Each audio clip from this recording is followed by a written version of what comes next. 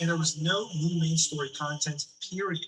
That's without mentioning the characters that haven't been featured in the story for way longer than 6 months. So, in comparison to other gacha games of the same tier as Love and Deep Space that make as much money, this was ridiculous. They were inconsistent with their release schedule and were not communicative enough about things to look forward to, about dates. And let's also not forget the fact that they refused to make a PC client for this game, even though their other games had it. But this was the game that was making them the most money. God damn. So as I mentioned, this would be a recurring topic within the community starting as early as 2025. It would cause multiple dramas with different points of views giving their opinions on why it takes so long to develop the main story and release content. But overall, the biggest loss for this game were longtime players that had spent a lot of money on it, losing hope that anything was going to change, feeling like the money and time they were spending in this game just didn't matter. Like this money was being funneled to other projects, and Paper Games was simply not interested in making it any better. This would start forming a narrative that they were too greedy, prioritizing memories and banners and ignoring the story. Okay, It seemed like they simply didn't really have what it took to be this big of a developer with so much success. They just weren't ready for it, as evidenced by the fact that things would get significantly worse because they would somehow commit an unforgivable taboo in their own local market of China. A mistake so grave that it perfectly encapsulates the expression of shooting yourself in the foot. 9/11 is a tragic event that would occur on United States soil on the 11th of September 2001. It's best known for the two passenger planes that were hijacked full of passengers that collided into the two towers of the World Trade Center. There would, of course, be two other planes involved, one that would crash into the Pentagon and one that tried to crash into the White House but failed. Now, this was an event that happened over 25 years ago, and odds are, if I went to the US right now and made a joke centered around 9/11, everyone would find it funny, assuming I have good humor, except for those who were directly involved in those events. A family member, relative, work friend. Heck, you could probably make a joke about Pearl Harbor, the tragic event that occurred during World War II. And again, the majority will probably not care. That's just how culture works in the United States when it comes to sensitive events. Nothing holds weight there for too long. Now, on the other hand, when it comes to East and Southeast Asia, actually, you know what? Probably the majority of Asia at this point, but let's just focus on East Asia for now. Tragic events, no matter when they happen throughout history, still hold immense weight even today. Their dates, their anniversaries, their names, they're ingrained into society, and no one would ever dare joke about them. This cultural clash can be perfectly illustrated in the meeting between President Trump of the United States and Prime Minister Senator Takaichi of Japan. Trump would make a Pearl Harbor joke right to the Prime Minister's face and laugh it off. This is something perfectly acceptable in the United States. This is passable. Takaichi, on the other hand, I mean, you can see the facial expression on her. She was mortified. If she would have made a Pearl Harbor joke, or hell, I don't know, the Hiroshima or Nagasaki joke in Japan, she'd get impeached within less than 24 hours. That's just how the culture works. And so, this is why it was extremely clumsy and stupid and tone deaf for Paper Games, the Chinese developer, to release a lore chapter on April 2026 about the character Xavier, where they talk about human experimentation and other dark themes, while titling it Test Record A0731. Like, even if I hired someone to sabotage this company from within, they wouldn't come up with such a genius idea. When you say the three numbers 731 to any Chinese person who was educated in a state school, for example, they'll immediately think of one thing. Unit 731 of the Japanese Imperial Army during World War II. This was a secret research facility that was operated between 1933 and 1945 on occupied Chinese territory, more specifically in Harbin. This is where the Japanese would experiment on over 200,000 human beings from China. They would say it's to advance medicine, but in reality, many of these experiments were just morbid and sadistic. I'm not going to go into full detail because I'll get demonetized and age restricted, but you can read about this yourself. I can give you an example, though. They'd have pregnant women in captivity in Unit 731, and those babies would be born in captivity as well. Those incredible scientists would come up with the idea to experiment on those babies, but not like any experiment. It would just be like, hey, I'm bored. Why don't we throw like a few babies in this frozen river outside and see how long it takes for them to die? Yeah, I wish I was making things up, bro. This was Unit 731. This is well known in Asia, specifically in China, because of how horrendous it was. But it's not really taught to Westerners. It's not taught in schools. In China, though, to this day, even in 2026, you say 731 to anyone, they'll know what you're talking about. There's a reason, many different reasons, that Chinese still hold Japanese people in very negative regard, even in 2026. This is not me mentioning the rape of Nanjing, for example. And so as a Chinese company, to have a lore text about human experimentation with the number 731 is just, it's insane. It's genuinely insane. Well, when it first came out in April 2026, it didn't really bring much controversy. In fact, most people didn't even know about it or didn't even care. The reason why I'm telling you this right now is because this is going to bite them in the ass very badly later. For now, though, the Love and Deep Space community was laser focused on one thing and one thing only. When is my story content going to come out on that? But here's the thing, ever since the game released with 3 characters, there's always been a coming soon text on the bottom right, indicating that there's going to be more love interest. Where's Kay? And so when Silas and Caleb released, their updates were so major because they came with more story content, with banners, with all sorts of things. And so many were wondering when this 6th character was finally going to come out, because this meant more story finally after a 6-month drought. Well, around the end of June 2026, the Love and Deep Space community would finally get an answer to this. While this was meant to be a period of immense joy and excitement, it ended up turning into the biggest existential threat that this game and studio have ever faced since opening their doors in 2020. Alright, so it's now June 22nd, and all of a sudden, out of nowhere, Love and Deep Space players receive an in-game message telling them that they're about to witness the once-in-a-century supermoon, asking them to go watch a live stream that was going to take place on the same day. This really came out of nowhere, and it shows you that they're kind of winging it with their schedule. It's kind of crazy. Something like this would typically get like a week's notice. In any case, Supermoon Countdown would take place. People waited with bated breath to see what this announcement was going to be, and then all of a sudden, it was right there. A new character would be announced. Falco. Half wolf, half human.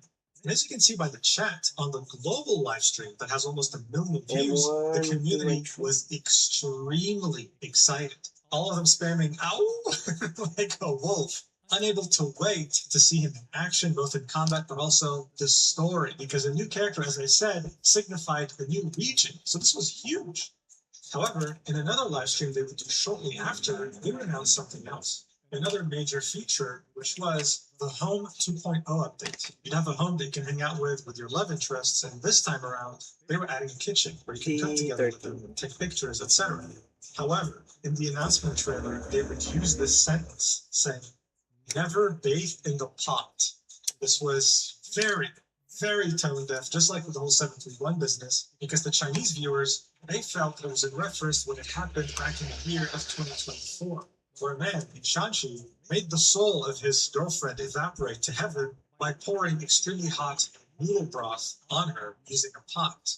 So due to this, the phrase bathing in a pot had become dark lingo online referencing this specific case. For example, you could tell someone, hey, go bathe in a pot, and people would understand you weren't wishing them well. So already this was causing a lot of controversy, even though a new love interest was just announced and it was meant to be something very exciting. At the same time, in Valko's trailer, they would also use yet another controversial sentence while teasing him, saying, invite the wolf in. And the Chinese actually use the Chinese name, meaning to invite disaster by letting an enemy inside your home. Seeing that his character concept involves him breaking into the female protagonist's home, that didn't help. What also didn't help was that his dialogue included, what's wrong with inviting the wolf in? Just speak inside and she'll open her door for you. So, combining this with the whole bathe in the pot controversy, some Chinese players felt that Love and Deep Space was packaging illegal home invasion as a romantic fantasy, using language that explicitly frames a woman's private space as available to enter without consent. So this, on top of the whole bathe in the pot thing, went against the idea of this being a safe space for women, and it caused a lot of controversy as well.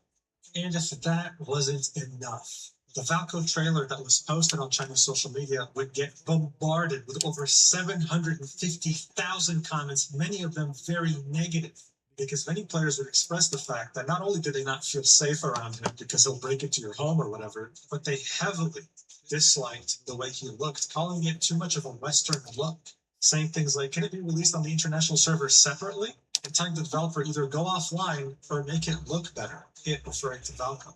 Here's this comment, for example, getting 300 likes. No obligation to support the Western League, refund, and shut down the server.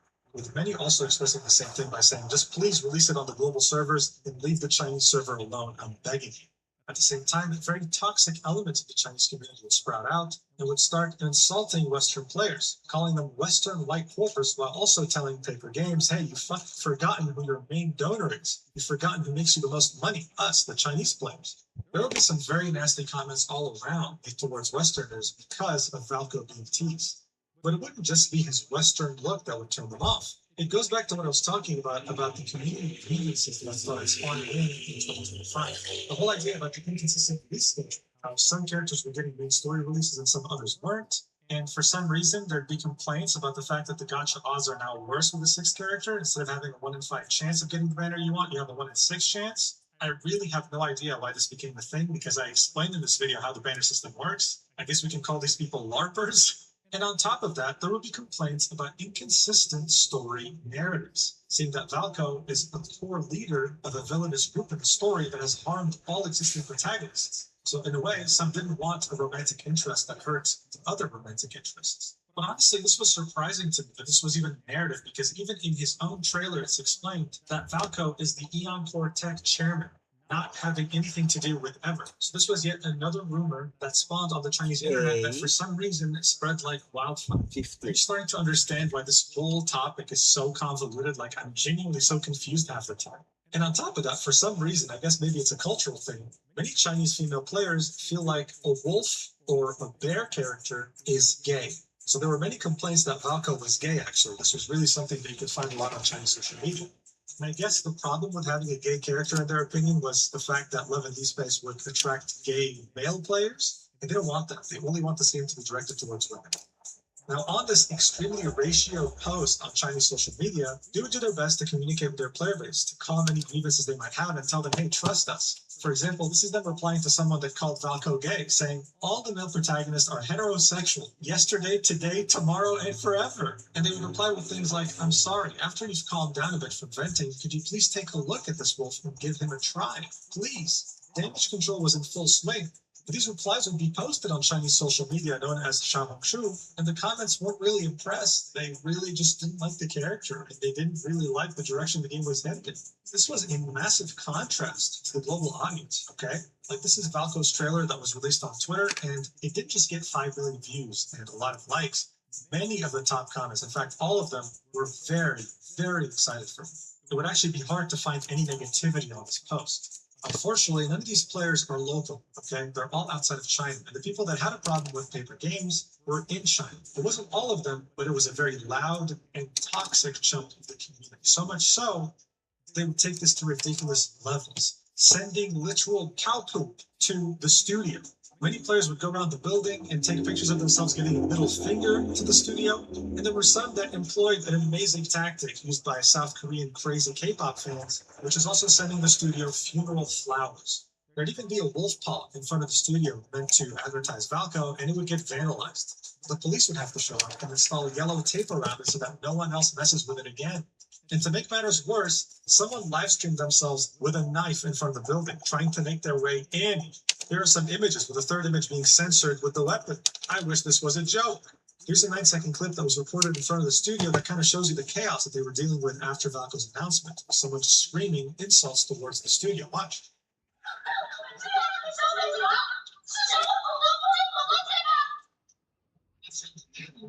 And so soon after, this would start being reported on by international media outlets. And on top of all this, Love and Deep Space would lose over 1 million followers across all their Chinese social platforms. This was a very big deal, and it was becoming uncontrollable. No matter what they tried to quell the damage, it was done. But that didn't mean they wouldn't try anyway. On June 27th, 2026, just 5 days after the initial announcement of Valko, Love and Deep Space would make an announcement for the global audience, in which they say, Dear Deep Space Hunters, recently the development team has received a great deal of feedback and many suggestions regarding the game. We have also heard your concerns about the team's capacity to consistently deliver high-quality content in the future. So this has to do with their inconsistent updates, right? We would therefore like to take this opportunity to respond with the care that your trust and expectations deserve. From the very beginning, we have hoped to make Love and Deep Space a romantic world that continues to grow alongside every Deep Space hunter. A world filled with more diverse experiences and lasting companionship. This hope has guided us throughout the game's development and remains at the heart of everything we are working toward. The development of Valko and its related content is part of the long-term content plan for Love and Deep Space. However, we recognize that the way the information about Valka was presented did not give sufficient consideration to your expectations and concerns regarding the game's future content plans. As a result, many hunters have been left with questions and worries since Valko's initial announcement. We sincerely apologize for any frustration and unease this has caused. We have also heard your concerns about whether future content can continue to be delivered consistently without compromising on quality. Please be assured that the Love and Deep Space development team has continued to grow since the game's launch. The main story chapters you have been waiting for are currently in active development. The stories of Far Space Colonel Caleb and Onikinus leader Silas will continue, and a new series of solar slot memories will also be arriving soon. The development team will continue to deliver richer game experiences and high-quality content on a consistent basis. We also understand that these concerns are not simply about the pace of updates. They come from how deeply you care about Love and Deep Space and the love interests who have been by your side throughout this journey. It is because you cherish every moment you've shared with them that you hope this companionship will continue for many years to come. For this reason, we want to make this commitment to you. Stories, companionship, and future of every love interest will always remain an essential part of the long-term plans for Love and Deep Space. Okay. This will not change for any reason. We close with this letter, our Deep Space Wish 10 and Empyrean Wish 10. Please log into the game before July 23rd to claim them from your in-game mailbox. Once again, we would like to thank every Deep Space member for the encouragement, honest feedback, and support you've given us throughout this journey. We know that it is your unwavering love and support that give meaning to everything we do and guide us forward. In the future, the development team will keep working hard to bring you more high-quality content and a better game experience worthy of your support. We hope you have a wonderful day in Lincoln City and many more wonderful days to come. Signed, the Love and Deep Space Development Team. And so look, this was in reference to the fact that in this game, there's currency. Currency you can earn by playing the game that you can also buy. This announcement for Valko came out of nowhere. Some people were probably not prepared. They didn't save up enough to be able to pull for his banner, and they didn't really want to miss out on the memory. This was Love and Deep Space acknowledging that the announcement came out of nowhere, and that in the future they would keep them updated ahead of time, while also taking into consideration that they should probably have a more consistent schedule that takes every love interest into account. This gave hope to many global players who might have had grievances with the game's development schedule, and many had a lot of optimism. However, global players were not their main concern right now. It was the Chinese players. They were about to pull out a very dirty strategy to punish the developer into kneeling down and obeying their wishes, which is removing Valko from the game. And that strategy involves getting the attention of the Chinese state. And so, remember that good old test record A0731? Yeah, well, even though it came out in April, it would get brought out again in June during the Valko controversy. And so a new narrative would form. Paper Games is an enemy of the states, and they have a Japanese mole inside that is there to mock the Chinese people and their suffering. So within just a few days after Valko had been announced, this narrative would spread like wildfire, so much so that it would force Love and Deep Space to make a statement on the 29th of June talking about it, as well as the other grievances the community had. It would be posted on the Chinese social media website known as Weibo. And here's what they'd have to say after translating it to the Google Translate.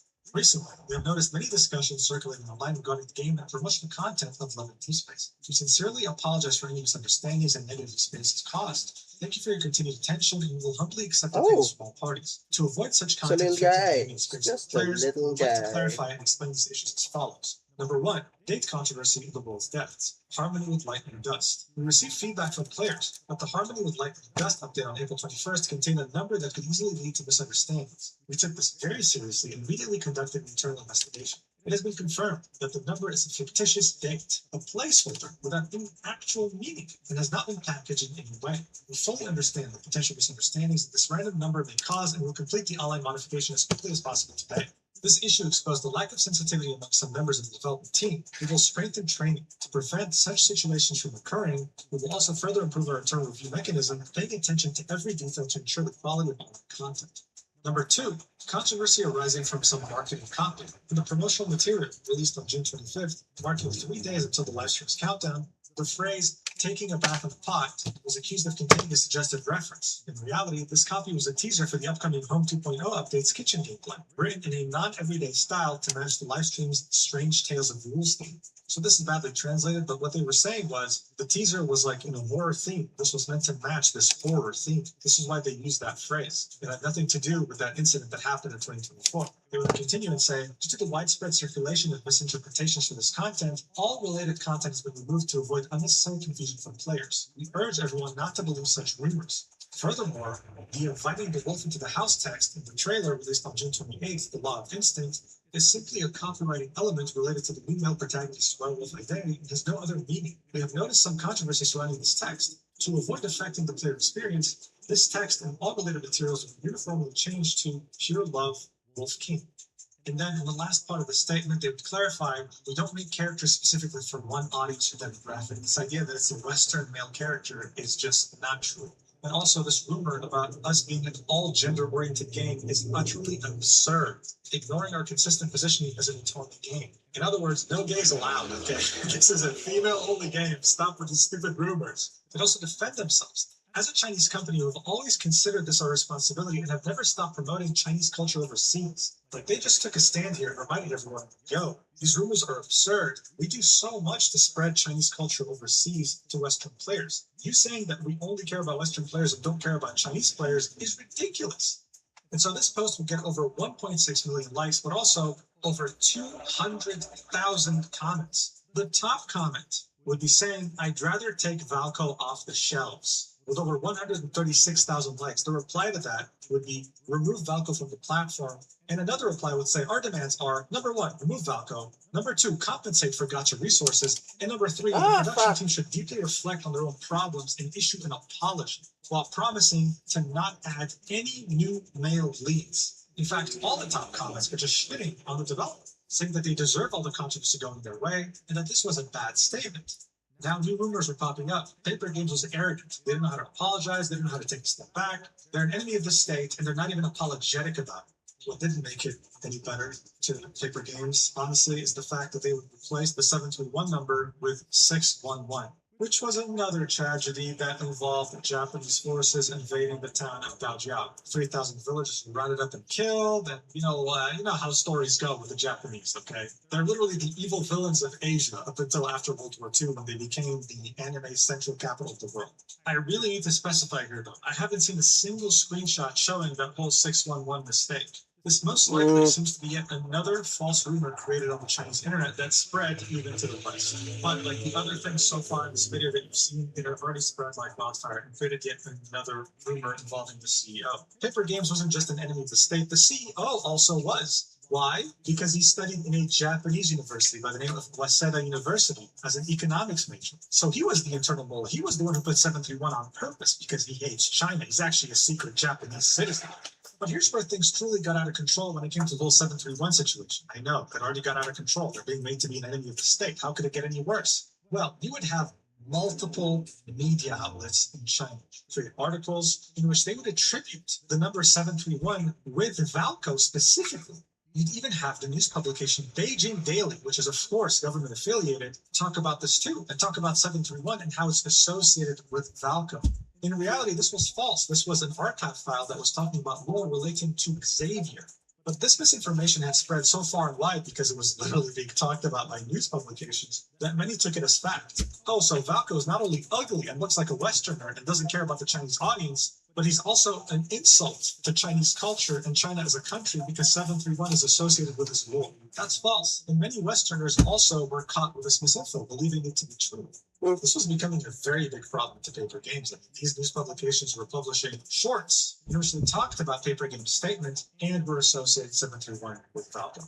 And other than just media publications, you even have associations, like the China Women's Association that is affiliated with the government, also make content expressing outrage at the whole letting the wolf in sentence, or the whole never bathe in the pot sentence, pushing the narrative further that this game is not safe for women, that it's their enemy. They weren't alone in this regard, because there would be another association by the name National Defense Education that would make a blog post echoing those same statements. But believe it or not, things would get even worse. The people who wanted Valco gone wanted the attention of the government by any means necessary. And other than creating the narrative of enemy of the state, they would also do something else that's sure to attract eyes from the government at any given moment in time. And that is creating countless complaints to the China Consumers Association, saying that they got scammed by this company. Over 60,000 verified complaints were made in the span of just a few days. And honestly, it doesn't even matter if they're real or not, okay? This is a way that many Chinese people boycott or target companies that have screwed them in some way. Because at the 40,000 complaint mark, automatic safeguards get triggered at any given company. This means that automatically, the China Consumers Protection Agency contacts that company just to see what's going on. And so, with this unbelievable and unprecedented pressure that was put on Paper Games, even with Damadi addressing this and doubling down, kind of defending themselves, On June 30th, they would post a letter pretty much announcing that they were going to cancel Falco's release and not release any more love interests in the game for the foreseeable future. Just as a reminder, it had been barely a week since the first trailer for Falco. They were already canceling everything. So this is like as if Genshin announced an entirely new region and a week later decided to cancel the entire thing and said, hey, by the way, no more regions. The game's done. This also meant that all the story content that was finally going to come to the game after a 6-month content drop was going to be canceled too. It genuinely could not have been worse for anyone who likes this game. To announce such a big update and cancel it after barely a week, this had never happened, especially for a game of this scale. This post would be viewed over 26 million times and would have over 40,000 replies. Many of the top ones were ratioed. They were in utter disbelief that paper games would bend to such toxic and loud people in the Chinese community. This game was created to make you, as a woman playing it, feel seen and acknowledged, and yet, with this announcement, they had essentially told all global players, we don't care about you even existing. That's how it felt. Even though they were put between a rock and a hard place, even though they were cornered by what was going on in China, this still felt horrible for just about anyone who ever played this game. You go anywhere, whether it be Twitter, Reddit, any other place this community was present in, and you would see just the disbelief. They genuinely couldn't believe this had just happened. But honestly, if you took a step back, none of this really made sense. This was really overblown for no reason, and anyone with common sense could see that. A huge chunk of paper games revenue came from global players, so how come they were just forced to bend the knee so quickly? Well, that's because they had become the worst thing you can ever be in the country of China, becoming an element of chaos. Okay, so let's get one thing straight. There was a timeline to this, and it wasn't always about being an enemy of the state or whatever. This had started out with consumer dissatisfaction about Falco, about the fact that he looks gay and Western and all that stuff. But then Chinese media publications would start twisting it into something way bigger than it actually was. It went from consumer dissatisfaction to women's safety to becoming an enemy of the state with 731 to paper games refusing to take responsibility, being arrogant. And eventually, because of how badly paper games was portrayed in media, this wouldn't just be about, hey, let's just cancel this character. This would be like, hey, you deserve more punishment as a company. You deserve to go bankrupt. And hence why they had become an element of chaos. So what is that exactly? Well, it's a term I came up with, I guess. But in China, the most important thing that has to be maintained is order. As soon as something goes against that, as soon as something interferes, they become a problem. A great example of this actually happened to Toyoverse back in 2021. The reason? Well, Toyoverse had released the music video of Honkai Impact characters dancing in bunny suit outfits. They had not released it in China. Chinese players took grave offense to this and started calling Toyoverse a traitor, an enemy of the state. Hence why someone tried to assassinate the CEO. Yes, it was the stupidest thing imaginable. Yes. But that wasn't even Toyoverse's biggest worry, because people would employ the same strategy used against paper games. Mass reporting Toyoverse to the Chinese Consumer Protection Agency and creating a narrative online that they are an enemy of China. Eventually, this would prompt them to delete that bunny girl dance music video off every platform imaginable, while also releasing an apology. They would give their players some crumbs as a reward, while giving the Chinese players almost 3 times the amount of rewards, apologizing to them for doing this unforgivable thing. I made a video about this almost 2 years ago, so it really shows that even a company like Toyoverse is not immune to this. This was after Genshin Impact had come out, by the way. The way they were able to get past this without any issues was by apologizing, removing the music video everywhere, and having the CEO join the political party of China. This was him pretty much saying, hey guys, I'm not your enemy, I'm not a traitor. Look, because when the government gets involved, everything becomes existential. And this is exactly what was happening to paper games. On the 8th of July, 2026, the Ministry of Public Security would publish a statement about what was going on with Levin Deep Space. I mean, this is pretty much the government saying this. They'd say, recently, an online game targeting female players has sparked widespread controversy. The game features a storyline where the male protagonist breaks into a woman's home late at night, accompanied by offensive promotional slogans such as, what's wrong with letting a wolf into the house? Packaging the illegal act of trespassing as a romantic encounter. This kind of entertainment-driven, traffic-driven creative work disregards public order and morality, crosses legal boundaries, and may ultimately endanger public safety. The safety of women living alone is a serious public issue concerning personal rights, social order, and the protection of women's rights, and is by no means material for arbitrary adaptation or meme creation. Chinese law strictly protects citizens' rights to housing, and no one may illegally intrude. China's criminal law clearly stipulates that those who commit the crime of illegal intrusion into residence can be sentenced to imprisonment for up to 3 years or detention. If a game packages such behavior as fun interaction, it may be suspected of promoting and glorifying illegal and criminal methods, which is not only a disregard for the authority of the law, but also a blatant transgression against the spirit and the rule of law. Even more dangerous is its intangible erosion of public perception. This creative logic that prioritizes traffic can easily mislead the public, especially causing cognitive biases in minors whose minds are not yet mature, weakening their vigilance against dangerous behaviors and seriously undermining the effectiveness of public safety education. I just want to point out that this game is not for minors. Okay, it's mature, only 18 plus. But still, this was the narrative, and you couldn't do anything about it. It would then continue. Some might argue that games are games and reality is reality. They shouldn't be confused. However, facts have shown that online game content that crosses ethical boundaries can seriously negatively impact the healthy development of teenagers. In 2018, 15-year-old Xiao Tang became deeply addicted to a violent video game. Seeking the thrill of killing the virtual world, he brutally murdered his 23-year-old female neighbor. This tragic case should serve as a stark warning to everyone. You then have an image of Valco. So Valco was acknowledged by a government agency as being a source of the problem, and then they would continue. The virtual space created by online games is never a lawless zone.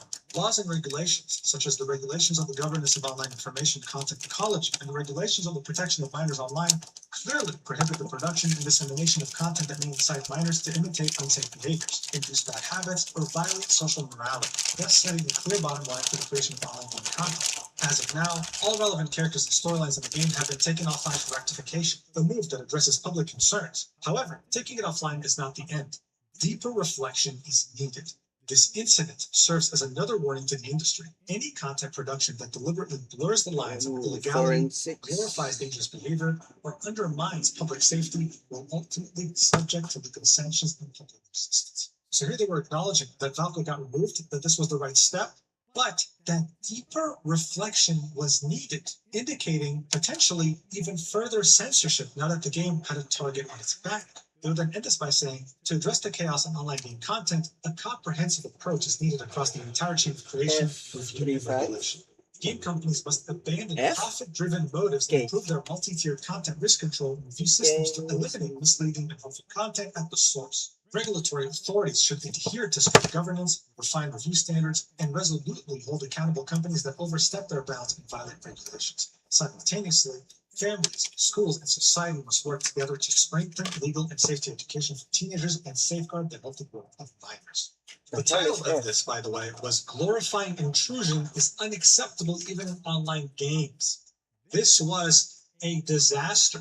Attracting the eyes of a government agency like this and having them write such a staunch article against you was the literal last thing you wanted as a Chinese company. You'd rather have your entire executive board get fired than this. But look, the global side was already in disbelief. I'm going to talk about how they did their best to fight against this decision. But seeing that Chinese media was talking about this and seeing that this article from the Ministry of Public Security had been made, many global players would start spreading misinformation. Now, this person right here would make a post with over 2 million views in which they would write a fan fiction saying that someone powerful in the Chinese government got angered enough that now all otome in China could be permanently affected. Or how this post with over 1 million views would say that allegedly the dev team is threatening to leave paper games if Valco is reinstated. These things are not confirmed in any way, shape, or form.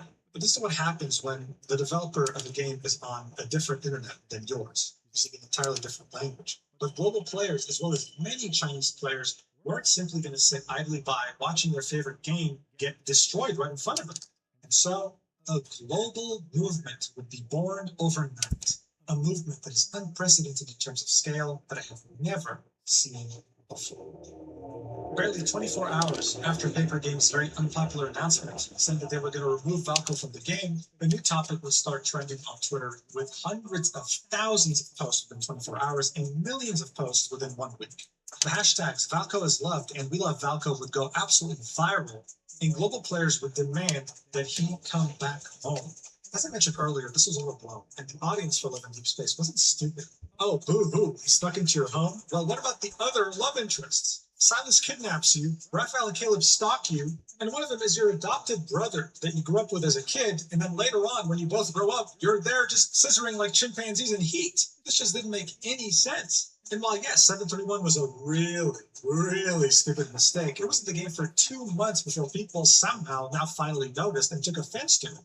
It was overblown, it felt staged, and it just didn't make any sense. But Paper Games had made their decision. They removed Valco and actually took this seriously. And so the consequences immediately took place. If they thought that these toxic Chinese players were their biggest problem, they had no idea what they were dealing with. A huge chunk of silent Chinese players that weren't toxic and crazy would be very disappointed in Valco's cancellation. In fact, you can track revenue that the game makes in China, and while there were many people frustrated over Valco looking Western or gay or whatever, their revenue would only start taking a dip after they had canceled Falco, showing us two things.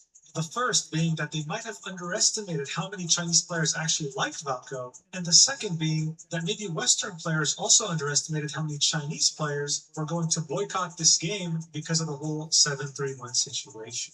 Within just a week, they would lose 50% of how much they would usually make. Within less than 24 hours, they would lose over 100,000 followers on multiple platforms, and eventually they'd lose over 100,000 on TikTok, and would lose so many on Instagram that they would end up privating their profile. They would also get absolutely review bombed on the Apple App Store with a rating that's now below 3 out of 5. And on Google Play, their rating is now 1.3 out of 5. One of the most abysmal ratings I've ever seen. Hell, people were so pissed that they brought back a good old tradition that had occurred during the first anniversary of Genshin, which was not only review bomb the game, but also review bomb Google Classroom. If reviews start reaching Google Classroom, you know that this controversy is massive. At the same time, you'd have a petition on iPetitions get made that has over 240,000 signatures to bring back Valco, and you'd also have a Change.org petition with almost 100,000 signatures now. With Change.org's own social media page making a tweet about it, bringing more attention towards it. One Lebanese player would take this even further and report the game to the Consumer Protection Agency of their country, Mexico, because this was a false promise in their opinion. This is a product, something was advertised, and then withdrawn, which makes it false advertising. All of Lebanese social media would get flooded with hashtags such as Bring Valco Back. Even their ads on TikTok would get absolutely flooded. Compared to this, what was going on in China was nothing. Everything here was being absolutely invaded. And to show the developer that this was financially a really bad mistake on their end, someone would create a website in which you could enter how much money you spent on the game and attach a message to it. So far, the amount of cumulative money that was spent in the past by players who chose to support Valco is now over $15 million. I mean, look at all these messages behind that huge number. They were screaming to Paper Games that they were making a mistake here. Although the frustration is understandable, and their socials being negated was to be expected, what really stood out here was how a big chunk of the global audience decided to protest. While Valco haters were busy sending manure and other things to the HQ of Paper Games, the global audience that wanted Valco in the game decided to instead use their money for good. Some would fundraise enough money to buy a billboard in Times Square saying, "Bring Valco back." And this billboard crowdfunding strategy would occur all over the world, in New York, in the Philippines, in Malaysia, in Thailand, hell, even in Peru. This was them truly showing solidarity between each other, even though they came from such different countries and regions.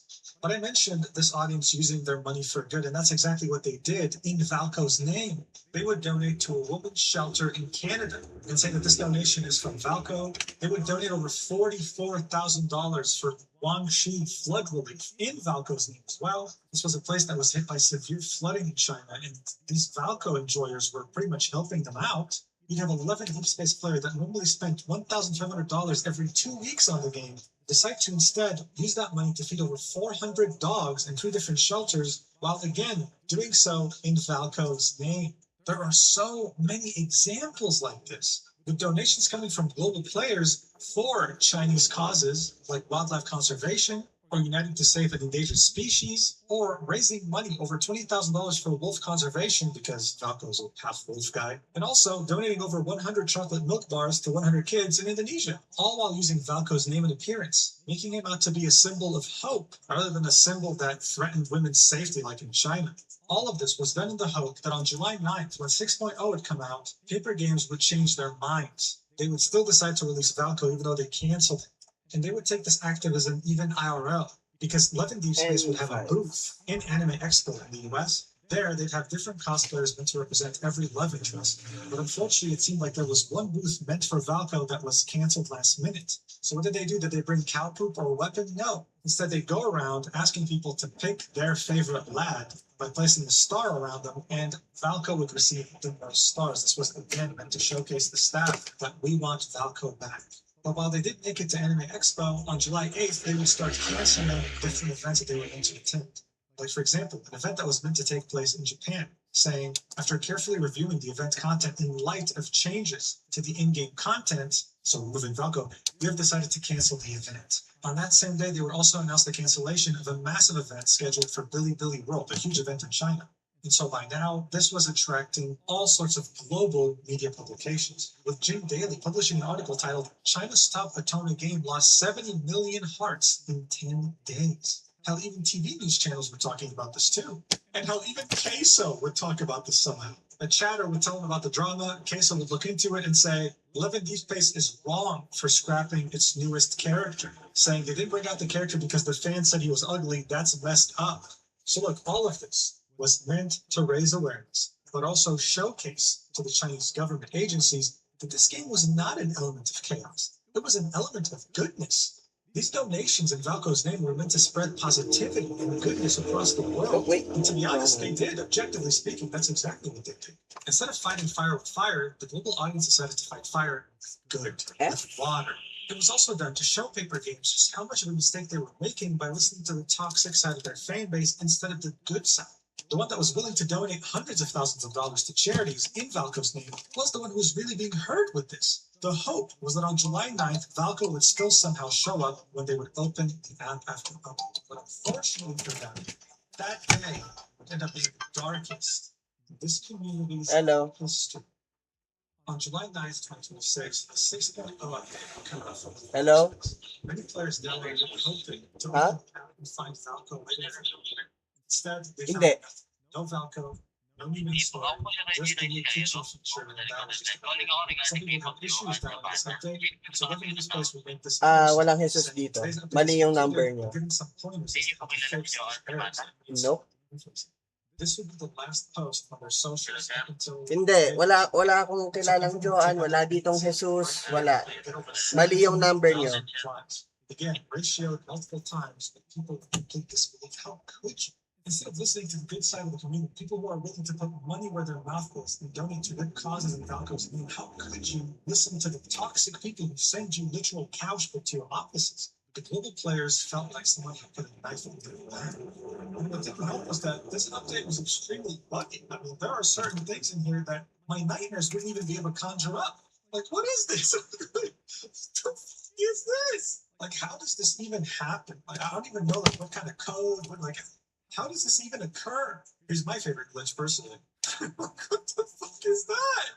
Anyway, the first thing that players did after not seeing Valko was go to the love interest character selection screen and see whether the whole coming soon text was still there. And to their extreme disappointment, it wasn't. It seemed like Paper Games was intent on the promise of no more new characters. This was the worst possible news for just letting the player. The community was devastated. This was a character they were very excited for, they couldn't wait to interact with, and he was gone as quickly as he had arrived to their lives. Slowly but surely, any remaining hope players had was being removed right in front of them. Like, for example, the Valko channel, Love in Space official Discord server, would be deleted after the update would go live.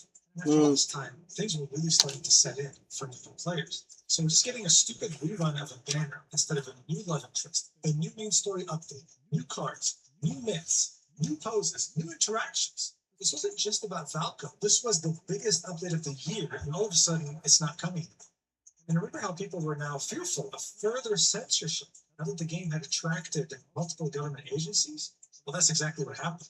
All the love interests had a certain theme of an outfit in which they had numerology on, numbers that signify different meanings. Well, they were all censored or just straight up removed. Look at this, for example. It said 95, now it says in gibberish. This was no doubt done to avoid any other 731 issues. That's simply what happens when you become an element of chaos in China. Many global players and even Chinese players warned these extremely toxic and loud fans of China that any censorship, any removal of something in game will result in even more censorship. And that's exactly what was happening.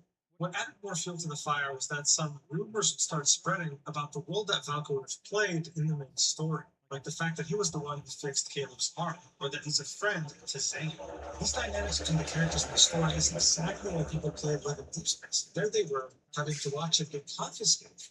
And so people started drawing on comparisons to another game made by Paper Games called Infinity Nikki, which I made a video about around a year ago. That game had sudden censorship one day, where its tutorial level, its actual lore was changed for no reason. It was retconned. And even though the community had boycotted the game for months and created a large movement around it, Paper Games didn't budge. That terrible tutorial level is still there today. And what was also interesting is that the update that removed the tutorial level came with a lot of bugs. So at this point, it almost seemed like it was a pattern for any game Paper Games that made. It didn't really inspire optimism. This was really the worst case scenario, but bear in mind, not just for global players, for Chinese players too, even the toxic ones. This Chinese player here would make it very clear in the post they made on Weibo. They'd say that with this outcome, everyone loses. More importantly, though, this game was a great outlet to promote overseas players' understanding of Chinese culture as well as Chinese success. Now, many of the players that were affected globally are not just vowing to boycott Level Deep Space, they're vowing to boycott any Chinese game. This player would go very hard on these toxic Chinese players, blaming them for halting the success of a Chinese company and therefore a Chinese cultural export, also lamenting the fact that this game was pretty much ruined as well as its reputation in anything made in China.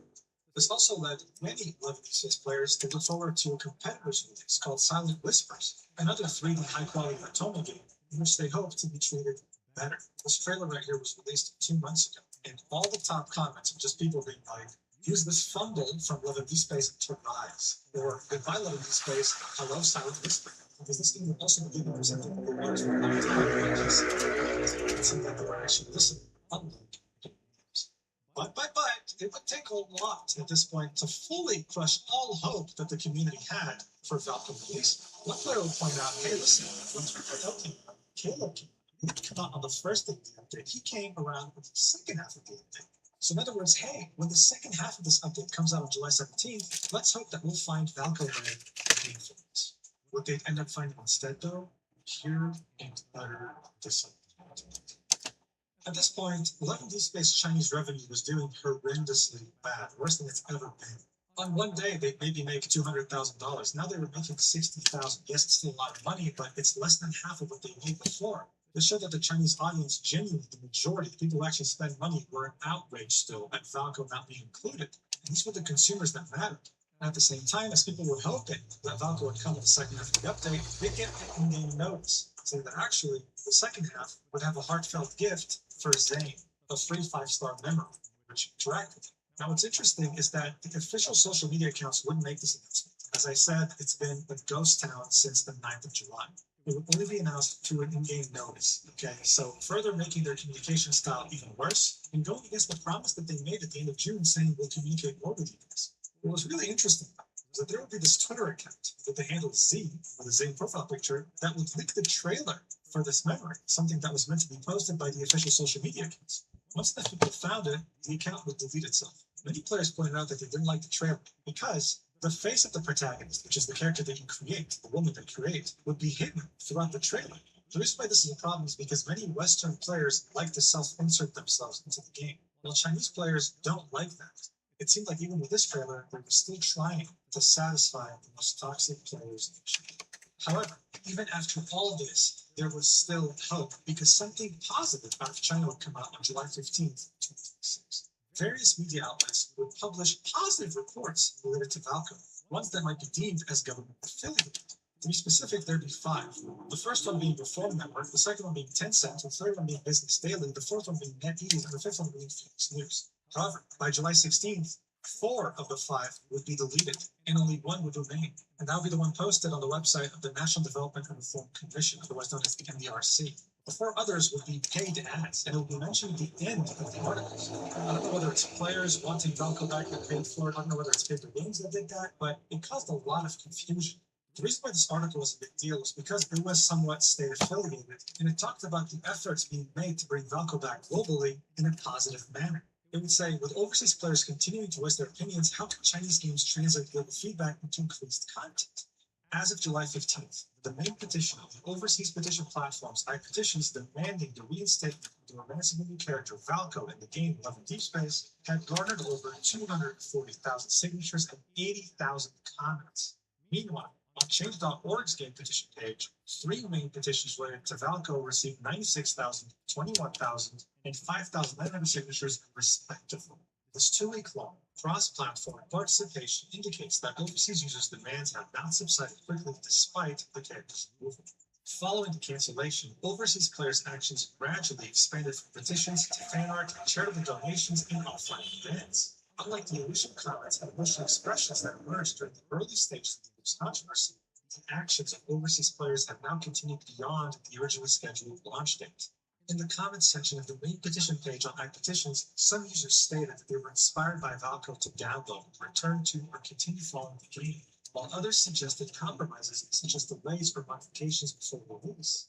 This article will then take this further, giving us numbers, saying that 60% of the revenue from the game comes from China, but that the rest comes from global players, highlighting just how important their opinions are. This was significant because up until now, everyone's data points were all over the place. This is a privately held company, and they typically don't really reveal the demographic portions. But seeing that this is a government-affiliated publication, these numbers will right.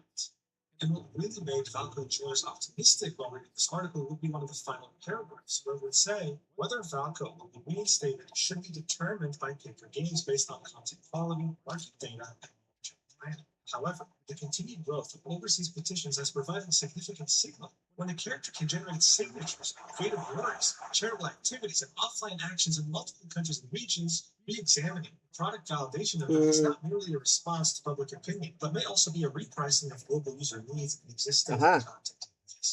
For a leading product like Love and Deep Space that already has a global user base, turning this feedback into richer content offerings and more refined overseas operation capabilities is perhaps more valuable than letting related demands remain outside the game.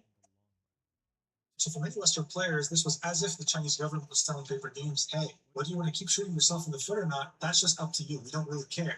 But you should probably reinstate it. So as I said, for many, this article was a celebration. Oh my God, our efforts are actually doing something. And they kind of are. This article acknowledged all the good things they were doing, because these were reaching China, which was wonderful. At the same time, it also see Chinese government agencies reminding people that malicious reviews, harming the reputation of businesses, online harassment, use of bots, paid accounts, AI-generated posts are against the law. So again, to many, this felt like they were directing this towards people who engaged in this behavior against the business, that they were about to get in trouble with the law. This again signaled to people that, hey, maybe things are finally calming down. Some Chinese players would even use a VPN to get on Twitter to thank overseas players for the positive engagement they were bringing to the game and to Valko. Like this post saying, overseas sisters, without you all, none of this would be possible. Honestly, it was very wholesome. It was wonderful how a community so large could work together regardless of borders or distance or culture. But of course, in parallel, the toxic Chinese players had a movement of their own. And there was coordinated effort on Chinese social media to counter any positive news coming out from Valko fans. And we just read a government-affiliated publication just highlight these positive things, so I don't know if it's working that way. When it came to Love and Deep Space, though, as I said, they had a total media blackout. The only thing they had said ever since the July 9th update post would be a Facebook reply about winners of some giveaway or something, or competition. Here, they'd indicate that they were going to post again on July 29th, talking about the winners. Well, of course, getting like 36 angry reactions. Does this mean that their media blackout will last until the 29th and then they'll post again regularly, maybe updating the community? Who knows? But so far, as I said, total media blackout, even with a new free memory coming out in-game, still nothing, and no trailer as well, of course. So look, overall, the ball was now in the court of paper games. Are they actually going to bring back Valko? Or are they going to listen to this disgusting, toxic side of their community and throw their global community that's willing to donate to charities in Valko's name under the bus? It remains to be seen. But honestly, seeing that they had made the terrible decision of removing a few of Nikki's amazing tutorial and backstory and refused to change it even after massive backlash and big boycott, I just don't know if this developer is capable of listening to the community on such major issues. This also might truly be out of their hands. This might be out of their control completely, but we don't have the proof. We can only assume what's going on behind the scenes. I prefer not to assume. And I do hope that Valko is brought back to this game. If you had to ask me, though, I'm not very optimistic. But hey, seeing that this community has been very optimistic and donating to so many amazing causes, you know what? I'll change my mind and be optimistic too. Let's hope for the best. Because if that happens, there'll be a wonderful story that will be never forgotten on the internet. And with that, I want to thank my wonderful community for making this very comprehensive Google Doc about the entire incident of Oh, Falcon, okay. with So, sections like speculations, a glossary for people who have no idea about the game and the different terms used, memes, Twitter links. I didn't even ask them to do this. They just did it by themselves because they're so passionate about this game and the community. So thank you to I, Dea, Doc, Jim, Helianthus, Laurel Doll, Mimi, Ray, Red Rose, Sen, Starfall, Watt, and Wolf. You guys are the best. And if you want to propose topics for me to talk about in my videos, or just talk about different topics with like-minded individuals, then definitely join my Discord. Thank you so much for watching until the end. I really appreciate it, especially this video because it was such a pain in the ass to make. This video was posted one day early on my stack. I don't typically do this, but this needed to be definitely double checked by some people in my community. If you want to see exclusive content from me there, definitely check it out. Prices start at $1. And if you want 10% off your game or subscribe, definitely use the code. I'll see you in the next video, whatever that is. And I love you so much, platonically. All right, I'm not a Love and Deep Space character, okay? Mwah!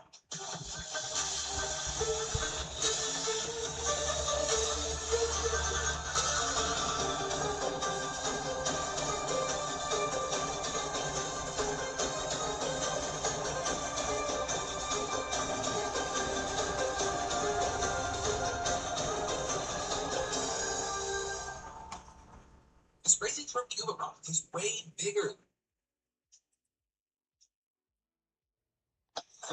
See, Dennis, sorry, still quiet. NKNF. There you go. Yeah, transmission. N7 and 8. Recovery agent Anthony. Nice to meet you. What's happening here? Anthony. Where's he at? He's quiet.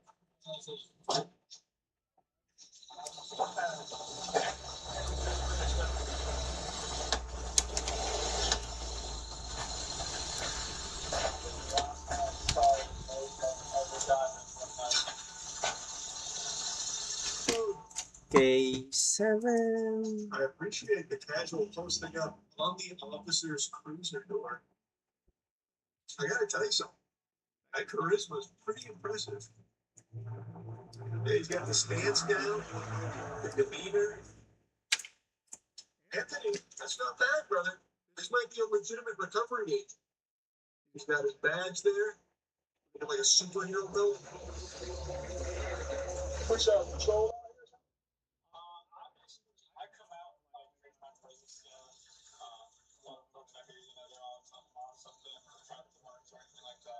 So basically, I just come out here. I mean, I wasn't.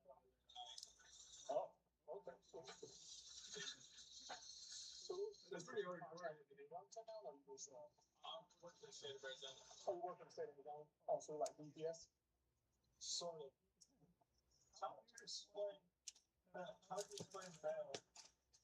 So, tell you, I'm not brown before you work, but basically, for me anyway, I don't just do like a bunch of I contract. Okay.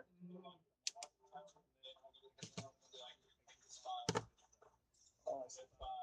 Police department out of Glendale one right now.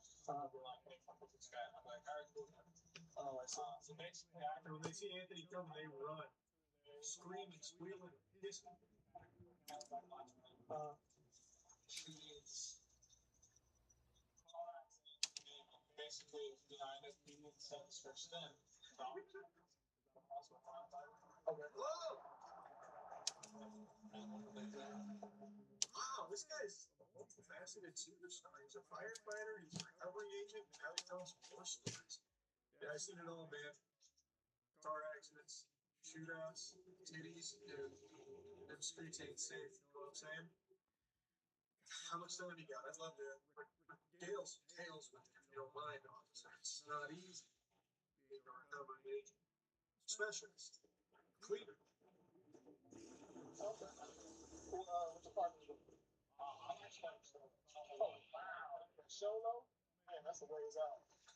You volunteer fire or you like fully certified? Oh, wow. Okay. What's your, I actually did firefighting. Build up. I mean, but what do you do for the fire department? You run medical, you drive a rig, you do engineering. I kind of do it all. Yeah. Is that me last? Yes, probably last. Okay, so Which that makes sense. Yeah. So y'all like almost like rural almost. Okay, okay. That's what's up. That's cool. They let you put lights on that thing or what? Yeah, you got red and blue on there? Oh, the red. Oh, for sure. That's what's up. I like tires. That's cool. It is awesome. I mean, it's spacious. I'm 6'3". Yeah. I gotta jump out. I'm gonna train low probably. Push the door. Yeah, that's what's up. Jump out the car, start that car. That's what's up. That's nice. And they were like chasing down a foot. They try to get away and get it. I mean, it looks nice though. Right above. I mean, but that's the kind of car you want to put features in the back, huh? You got a cage up too? Man, that's nice. You know your rear windshield wipers on? It's just messed up like that? It looked like a little nub, like, you know, somebody don't have an arm.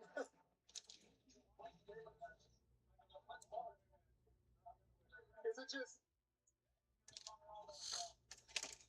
That's crazy, bro.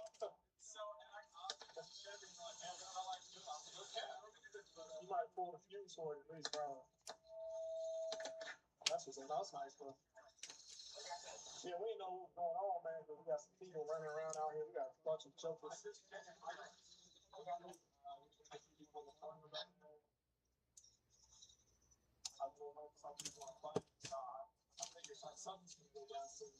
Oh, that's the joke. I like the security guy. He's actually farming this guy. He's like, yeah, you got red and blues over there? Yeah, that's what's up. He's like, yeah, we're just, heard about some jokers and something. This other guy, Anthony's like, yeah, the guy in the fight, so he knows some shit's about to go down. But yeah, that's what's up. It's so good. I like Anthony. He's a little effort. See, this is what I want from my fake cops. This guy's got stories. This guy's got. Oh. Shit, nice, man. Well, I have time. That's all right, yeah. Always like this body type. I had a crown before this. I didn't have the face and stuff. That's a classic. I mean, shit. If I'm here, full depth and everything, I mean, it's hard to get out. It's like this. Yeah, I got struggling with it out of like the steering wheel. Yeah, I get caught on the steering wheel quite a bit. Dang, that's what's up, man. Dang, can I see your lights, man? Shit. Flex it, Anthony. $20. Amazon kicked you. That's what's up.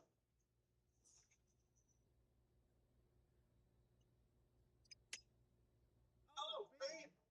Anthony, bro, I'm coming. I just feel the train to come challenge. Like one is smaller than the other thing. Yeah. Yeah, this is nice, bro. I see you got the halo lights from the upgrade.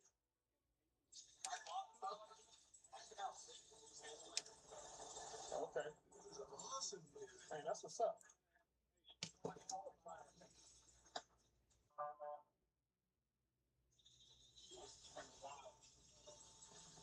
Yeah, blasted, bro.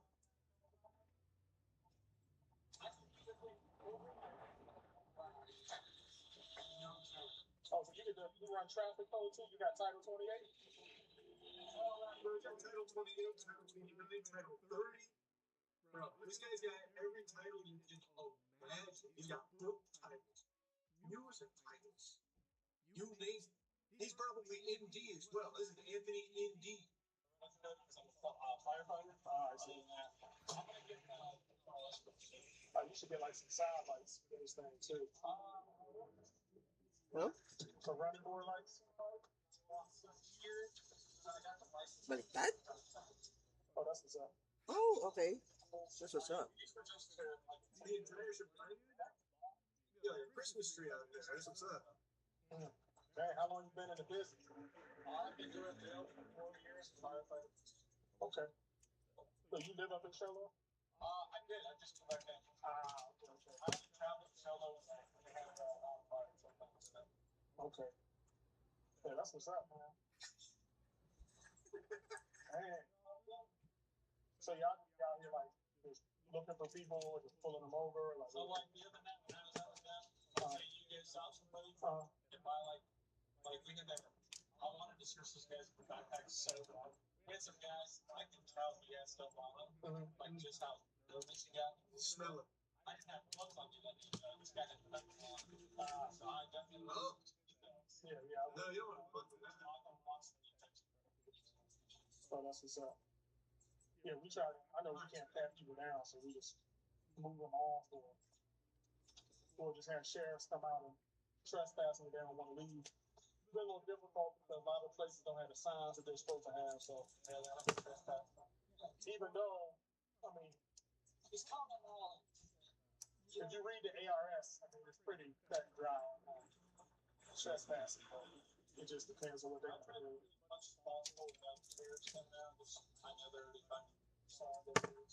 Okay.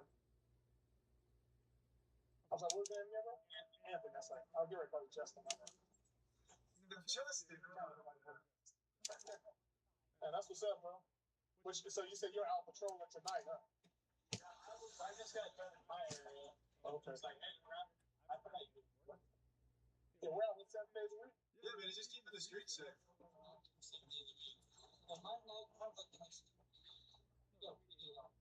Well, at 4 o'clock, I'm heading to Darnell. So, where's Darnell at? I don't know. I've never been to Darnell. Did you ever hear about the Granite Mountain Fire? Yeah. Yeah. That's Darnell. Oh, okay. Okay. It's in the city of Darnell. Oh, That might be the coolest thing I've ever heard. Anthony, you're the man. I'm going out there for fire. Hey, that's pretty cool. So how did you get paid, man? It's kind of interesting. For which part? Well, I guess what you're doing right I now. make like $8 million a day. Yeah, or like you're out with the I church. don't like to do that. Oh, okay. I do it just for the mental. Okay, so when you're out on patrol and stuff, like, I get myself. Oh, you just out here doing stuff. I'm basically out here to make the presence and that somebody's out. Oh, okay. So, like in my neighborhood, I'll drive around and I'm live overnight. Just Okay. There. And there. Okay. So he drives around. It is a fake cop car with his gear, flashing the cherries out, tell the prostitutes to take a hike. Yeah, straight. Officer / firefighter Anthony's on patrol tonight. I'm gonna be out here for the next 8 hours doing this shit. Get out of here. I don't want to see you walking these streets again. I mean it. I mean it. Just like the only time I like pull up behind somebody, would be like the incident the other night when somebody stole them. Oh, so like again, that's kind of good scenario stuff. If I gotta pull somebody over, I'm already on the phone with PD and sheriffs trying to get them out there before I pull them over. Nice. Oh, there you go. Damn, son, you doing your thing, man. That's what's up. That's so weird for me though. It's just like it's not labeled as a dangerous box. Or replace it with some more red lights. Anthony, behind you, there's a guy on a light. Get him. Anthony, you're like, get away. This is nice though. All the stuff under the suburban and like He's flanking you, Anthony. that's nice and dark. I like that. That's crazy. Yeah, he was telling me about it, and I was like, because we're contracted. So I mentioned originally just waiting for the cops to show up. Because the cops do get here. K? Where's K? It's a nice little So just place. gotta Oh, K. I used to be out there. I don't know. It's actually like out here in Youngstown. Like, most of these guys know them, but we gotta be a little careful. It's good to not put on the ground. For sure. It's good to know it. It's fucking awesome, man. I like that. He's part of the team. Yeah. probably best not to be known for our line of work.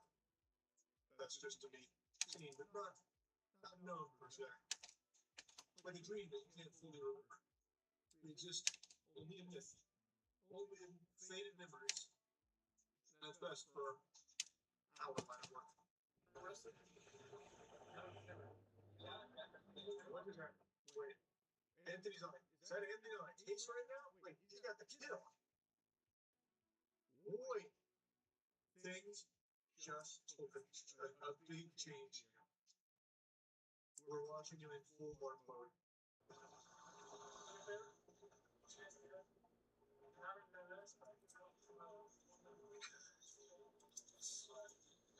Is this like a setup here to get Anthony in the act of performing an unlawful arrest from someone pretending to be an officer?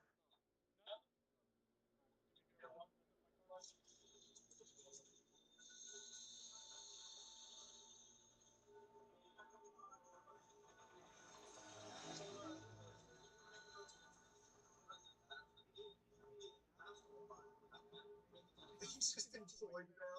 They hired him.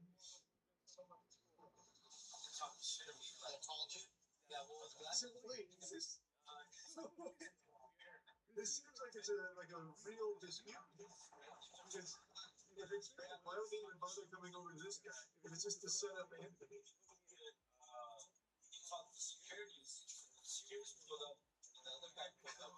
What is happening?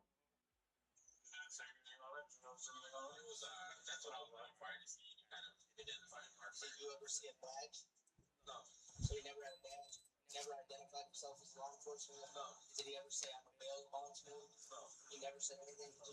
He immediately came up to you and told you to put your hands behind your back and put your handcuffs? Or block. Oh, I see. Okay, this is the same guy that was on the curb. Let's see. Okay, so this is when Anthony performed that.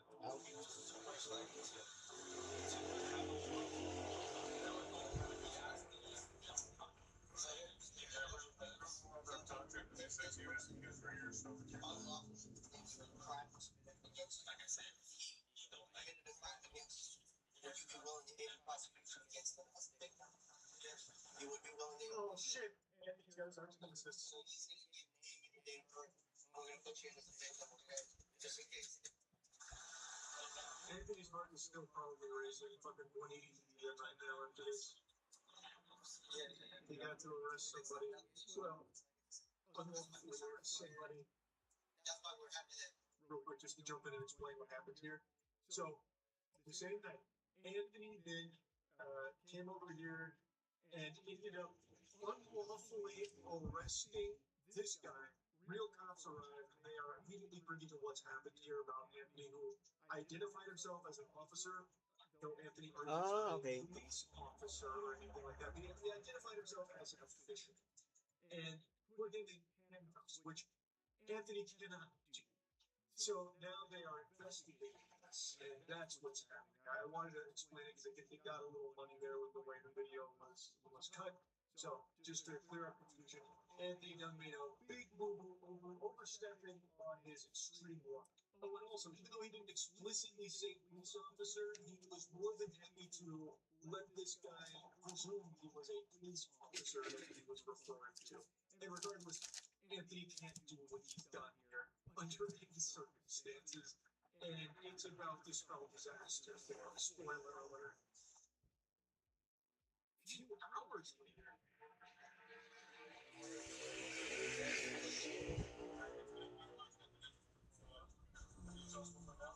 So I'm not sure exactly what happened before video got on site because this video is saying one thing, the other guy's saying another.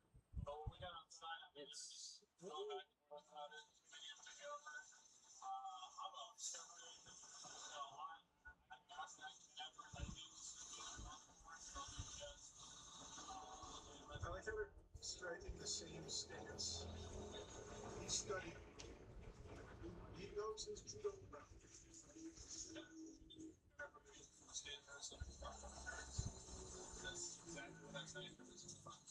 Wait a I've seen minute. combat. Lots and lots of combat.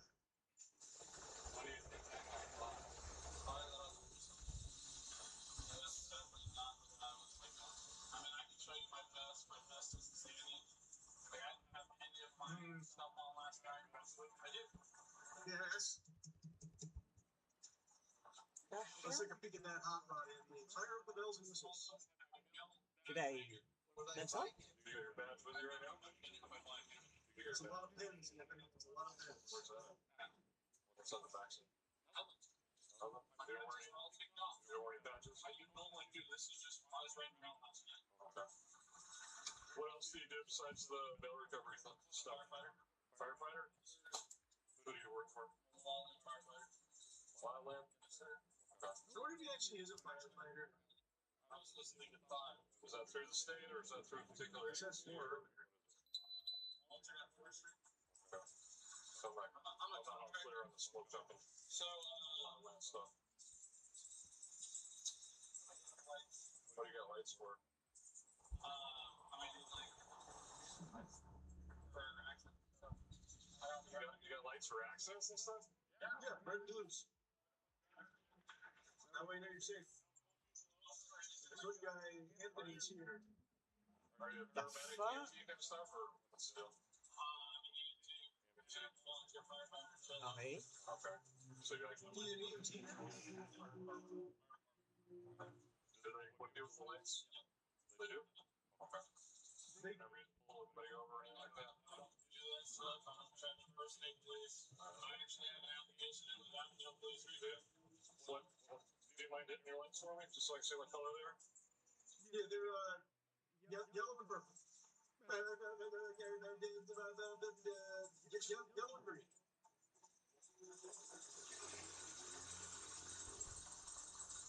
Oh, they don't seem to be working right now. My car battery must have died. It's weird. For some reason, they just won't start. What's the back look like? Do the backs light up? They don't work? They don't currently work. Where do you get the radio from? Where do you get the radio from? That's just the phone.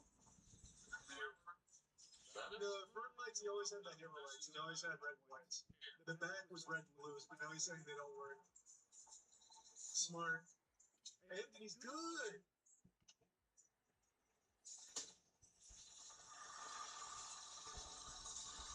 So,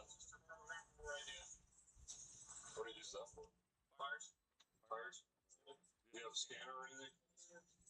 So the last time you threw it, I don't know, 2 weeks ago. They didn't work earlier tonight? Not at all? Do you have any other gear in your car? No. I think they already know. No, fire teaches out. Be proud. Do you have your ID? Yes, sir. Oh. When you put your app in with Avondale. What was that? When you put your app in with Avondale. A few years ago, I just took the test. What'd you do? I passed. You passed? He's actually going to be your superior officer soon. Because they rank everybody, you know. I hung on there, barely made it. Yeah. So, what you got? Uh-oh. Uh-oh. Uh-oh. It's falling apart, Anthony. Quick! Fire on the lights. Save us. I didn't know that though they rank you on your test. It's not just a pass fail. They have a leaderboard for it. Look, then you gotta confirm. They got the warrant, so we can't. Imagine Anthony just peels out. Sorry guys, I gotta go. Big case. I'm working up here. Good luck.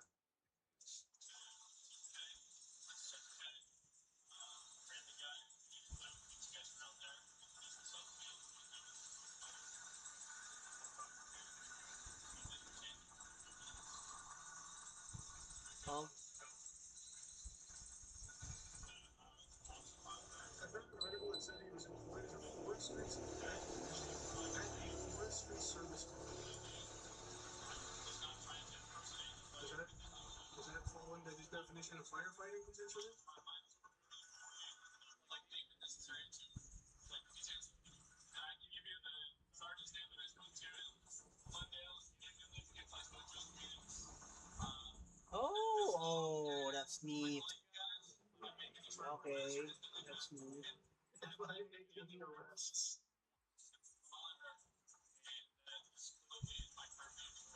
I'll get you on the horn with my superior. Have you heard of Jason Bourne?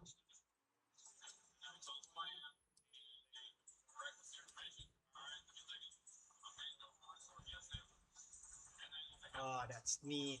Oh, look at that. Look at that.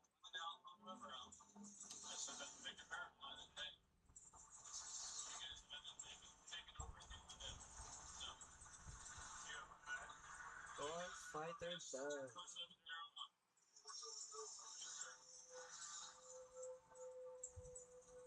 Did you fix those lights?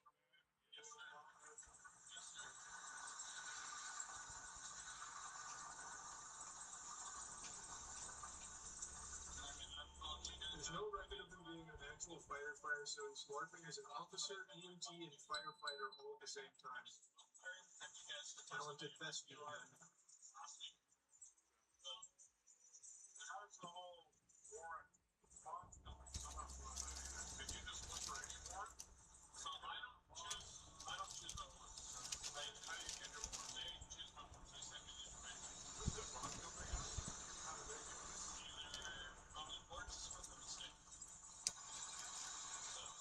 So they don't give you any information on who has a warrant. You just take it upon yourself to go patrol and look for people. I drive around. I don't really stop anybody. Like specifics like that night. Sure, I mean I'm just right there in front of them. I don't see why you run. Because it's like my person, I can verify people. What version? You just said that they assign you your warrant, so you know what you're looking for. But I can also still verify people's warrants. Like, say I was just talking with somebody and they gave me the thing, I can always be like, hey, warrant, I can just walk down the street. I mean, I can always verify. Yeah, he's very Jay. talented. Like, if something's been a warrant. That is like strictly my, anything to do with warrants is like, I mean, I contact the warrants division for you guys, Phoenix, like I make it very known, like what I'm doing, just so it's like not so confusing.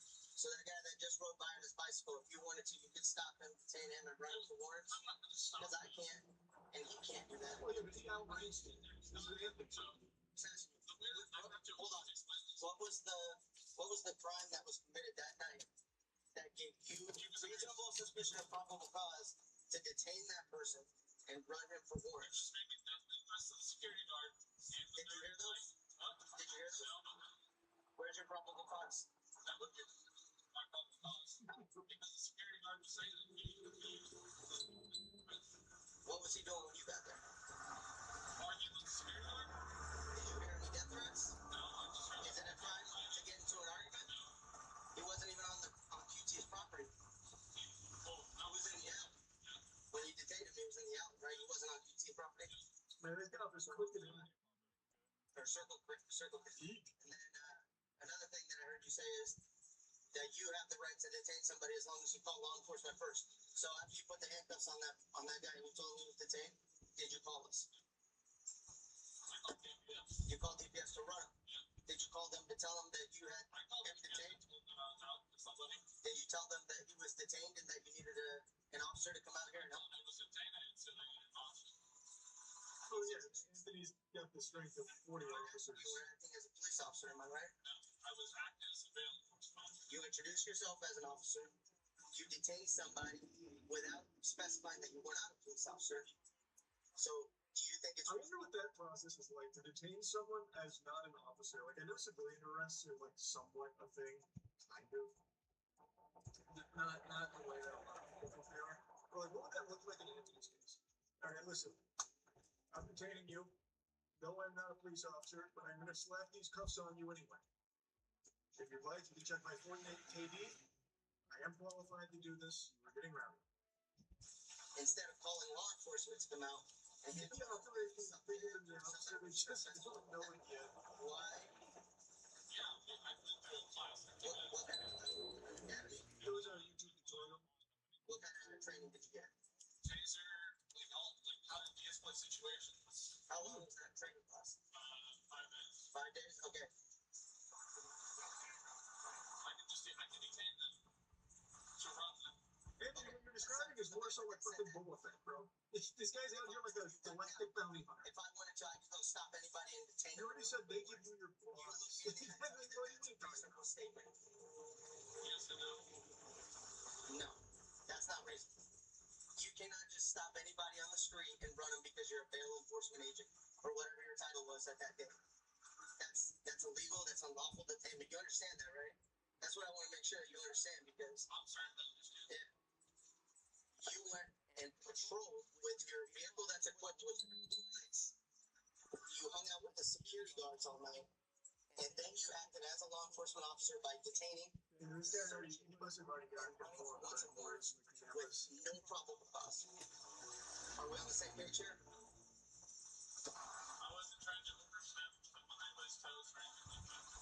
was just doing your job for you. I'm not even getting a thank you for it.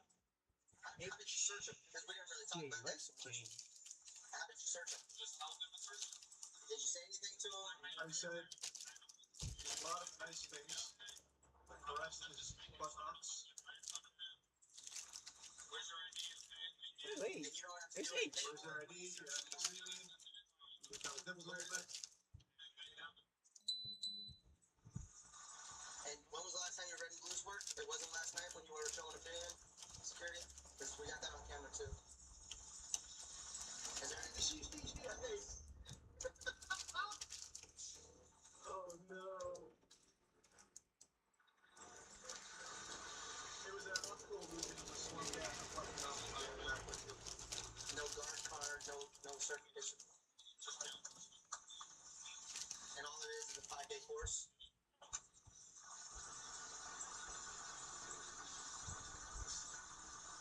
All right, well, we got everything wrong. It looks like you're totally fine to do what you've done. I want you to keep doing it and shoot with this one.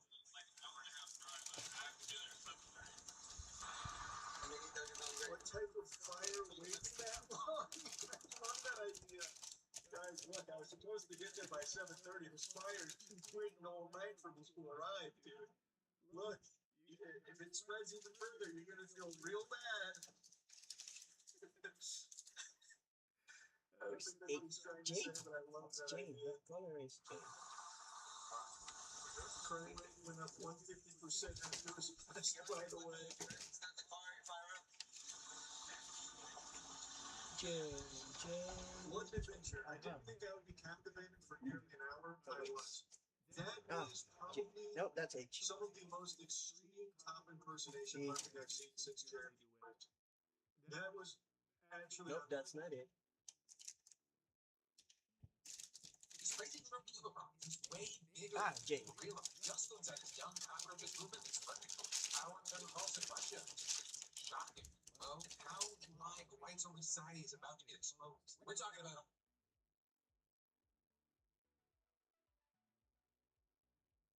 What do every you story say? is the right.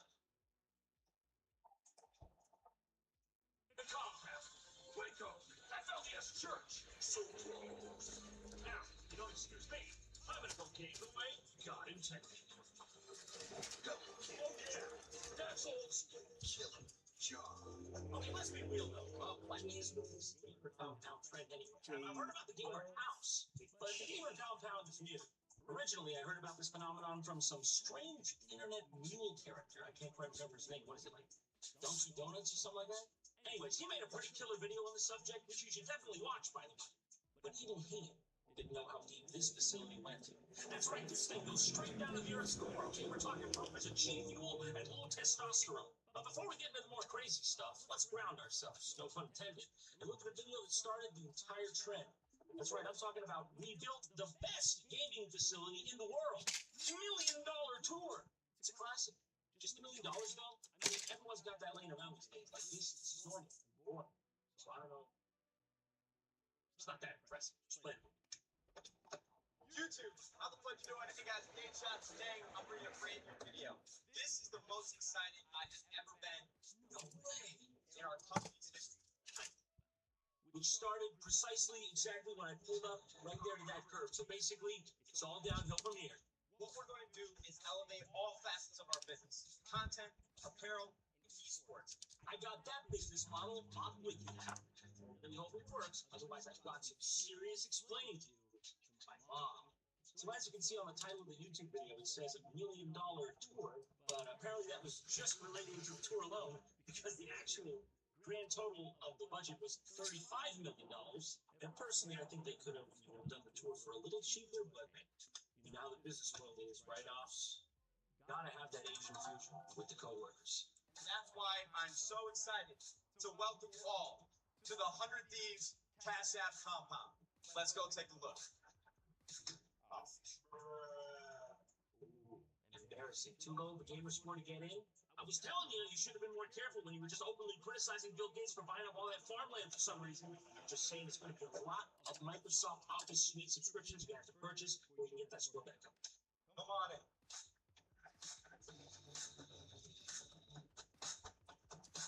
Whoa! Life is not fair! For the first time ever, it brings me so much joy to start this tour and our wonderful foyer, however you want to say it. Most of us just say foyer. Look, I'm just saying, it's up to you if you want to be dropping the hard R. We have the lovely Jess here, our operations manager at 100 Thieves. Right behind her, we have the 100 Thieves ethos brand smack dab in the middle of the wall, hits right in the face as you walk in. That's an unfounded claim. Really, at best, I'm giving you that center left. Jess, how you doing? Thank you. Yeah. I would love the usual. I'm so glad you asked. I'm so glad. I'm not mad. I'm just happy I'm getting the usual. You didn't make a mistake. Hi, thank you. Some poor interns just down there pushing that up, aren't they? That didn't look mechanical to me. That looked like someone's hand unwillingly forced it out. In fact, I think I even saw a couple fingers come up in the shop there. Let's go say hello.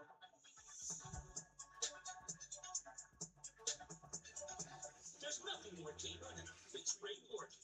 Trust me, I played Worms 2 in 1998. Yeah, that's good. Sorry to tell you. Oh, hey, Sean. How you doing? I do, man. Good, good. I was prepared.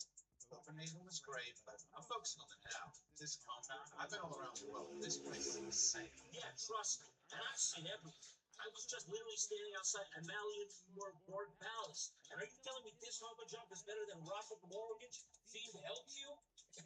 Coming from somebody who sounds like they've not been everything. We have 2 players, and I'm so glad that returned back to 100 Thieves. Bios the Sunday back! Please, sir, don't hurt me. I'm unfamiliar with the area. I pose no threat to you. I carry no weapon. It is, You're gonna win some matches this year? Oh. I wasn't expecting it, but every single one. Just made a promise to me. I clearly made a mistake by doing that, but it's not my problem. And you may have noticed my stance has widened and my demeanor has changed. That's on account of your mouth writing checks, your ass can't cash. You're genuinely in danger. Someday, you have no idea how many hot dogs I'm gonna get for this. Yeah, Brick, that's insane. What I'm saying is clearly insane. I don't know why I would say something like that to no context. But you know what? That's all right. Let me get that hot dog hopefully someday.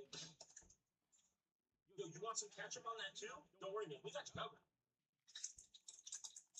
You can have as many of those as you want. What do you think exactly we do with that $35 million? You think I'm not gonna be able to get a hot dog home?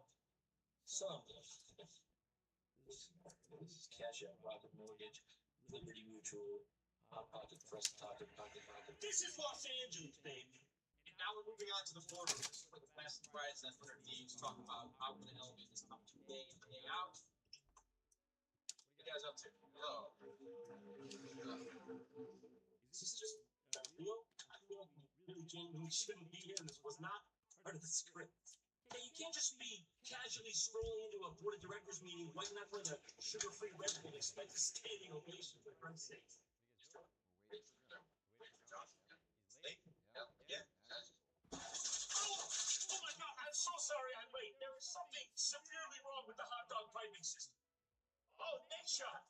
What's up, man? It's good to see you. Y'all want a dog? Yo, hey, where you go? So basically, after this, it takes us through the rest of the facility, shows us some of his prisoners, and he realizes no one has any idea what they're doing or has ever heard the 2 words business and model next to each other before. You can bring your laptop and maybe work on a spreadsheet or a new presentation. Spreadsheets, huh? Great.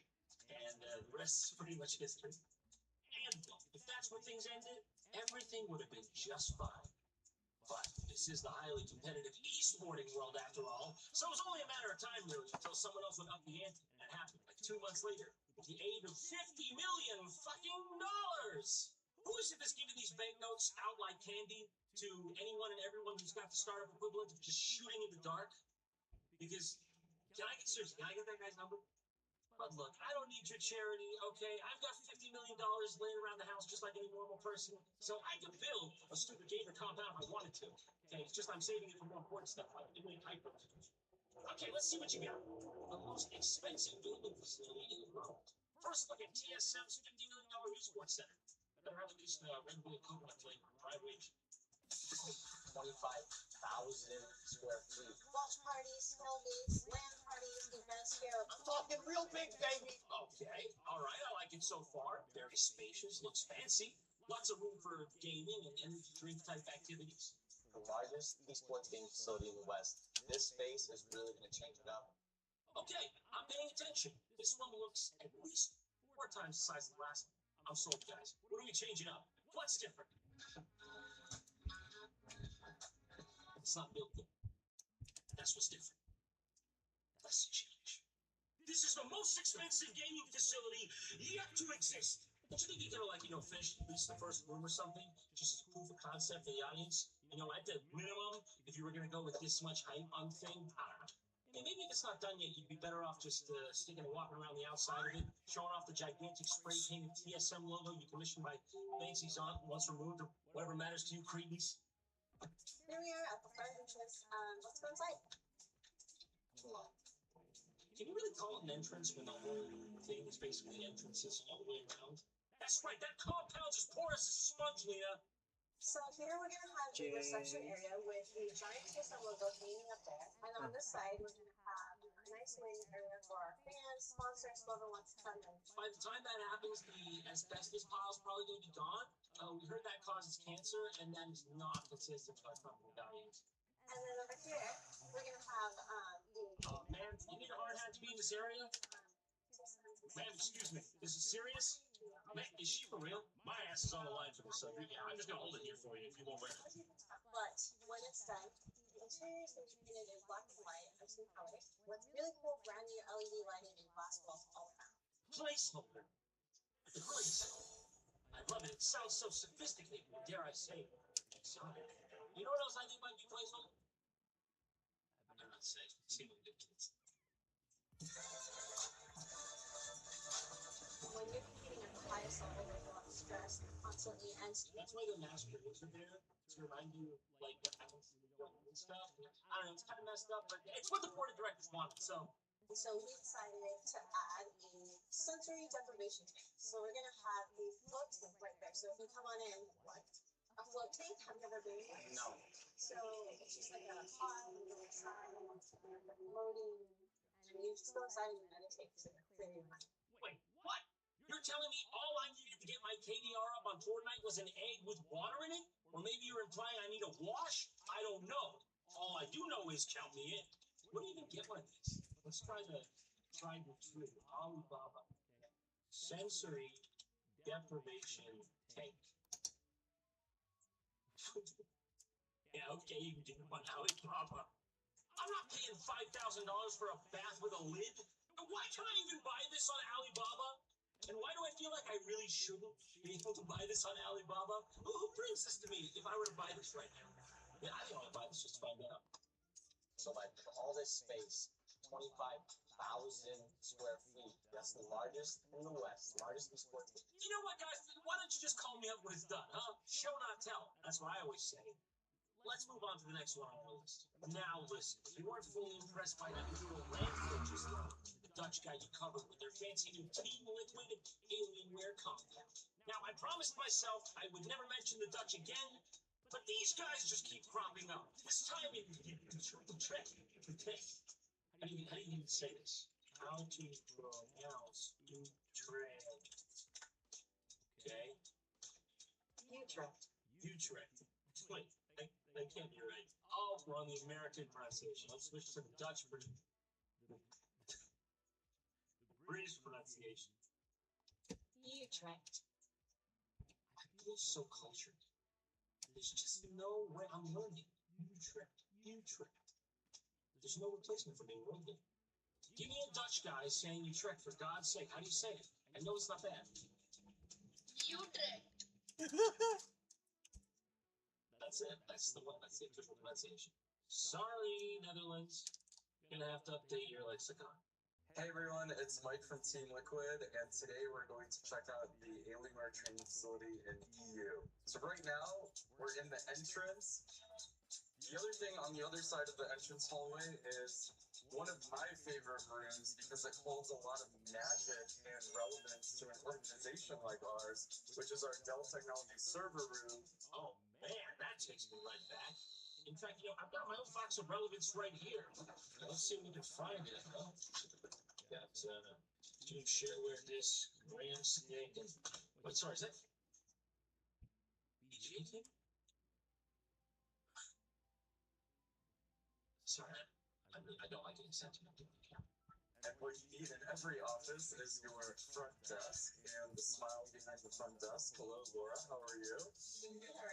It looks like there's a little hole here. Wow, what's that, dude? Can I put my hand in it? Is it gonna be like a spaghetti trap that scares me, makes me think of spiders? Oh wow, I can fit it right through here. Gucci, Gucci. Want to see my server room? Oh, right. Okay, we're not that fancy. What's with the cans of energy drink coming out of all the desk holes in these friggin' tour videos? Is the secret sauce to be holding on to the can? Is that what it is? Is that what you gotta do? Because I'm all for it. Would you trust me more like this? Is that the more trustworthy, John? If I do that, does that suit you? Does that suit you? Does that put you in a trance? Look up here. Is that these are wild whiskey? Right next to the kitchen and dining hall area is the Team Liquid Player Lounge. And this is a place to chill, play ping pong, but also eat something from our chef. Oh. Listen, do you want a place to shit or not? I know you do. I see that cheap fool you were all drinking. It smells like death coming out of it. What do you want, like goddamn stupid body flavor or something? Okay, just leave me alone. You get it. Next to the player lounge is the player hallway with... Sorry, did you say the player hallway? My dude, it's not that serious. You don't need to theme the hallway. Not everything needs to be themed. Shout out to Elgato for giving us everything that we need in these streamer pods for going live on Twitch and Kuya. Listen, no streamer's gonna use that. Okay, you wanna know how I know? I'll show you how I know. Might be a little distracting for the audience. Wanna know how I got this beast burning? Oh yeah, that's File Explorer, baby. Wait till you hear it when you boot up Minecraft. What you'll see is coach and manager on your left, and then room for 5 players to scrim. We've thought of everything here. We thought of everything. Like making it impossible to plug anything into a USB port without bumping your shit and with scanning. We thought of everything. One of my favorite areas is the room rooms or the call rooms that we have. They're all fun.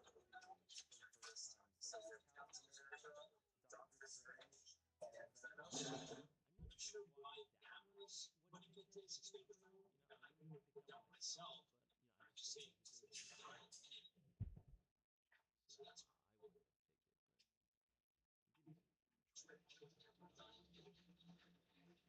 So, today you've seen the kind of things money can buy in this room. See this?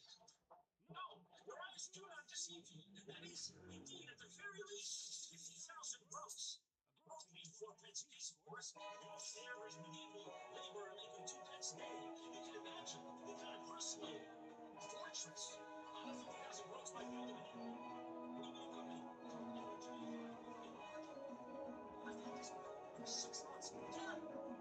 And just showing my cards. Like a fool! So yeah, you heard that right. Self-described professional gaming and entertainment company NRG has done the only thing fit for a true game industry. And gone and built a literal gamer castle.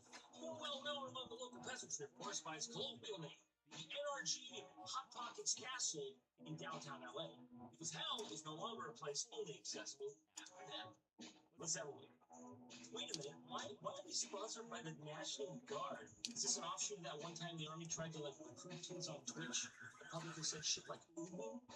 Because hell is no longer a place only accessible after death? This fortress is under federal jurisdiction, okay? General's watching over this place too, so if you even think of crossing that moat, you're not just gonna get the best car insurance rates in town, buddy. You're gonna get scalding oil.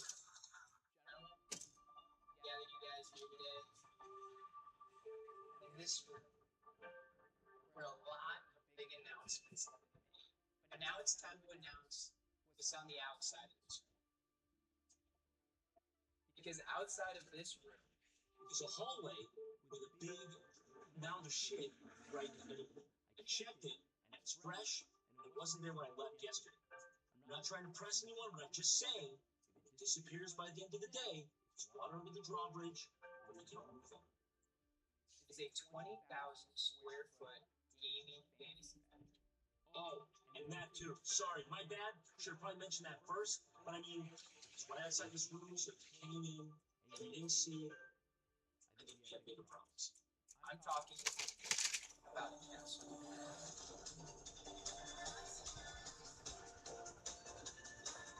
Sorry, did I say castle? Slip of the tongue. I meant a bunch of shit I bought from a Chuck E. Cheese that was going out of business that I put inside a big room. Welcome to the Energy Castle, a creative studio made specifically for the creation of over-the-top and viral content. Like the Rob Dyrdek's Fantasy Factory of Gaming, or Willy Wonka's Chocolate Factory, but for gaming. Basically, just like whatever combination of words will make you listen to me, but for gaming. This wasn't a space designed for one specific team. It's really not even just designed for NRG. Really, at this point, as far as I'm concerned, if you're paying the entrance fee, I'm looking the other way. I am in debt to a lot of dangerous people. Speaking of your favorite players, we got Clicks right here. What's good, Clicks? What is your first impression of the castle? First impression is it's the Castle's great. I would just, if you could just buy like one more microphone or like stand closer to me, because like you can't ask me the question. So This is one of the first things you actually see when you walk into the castle. Here's the gate right here.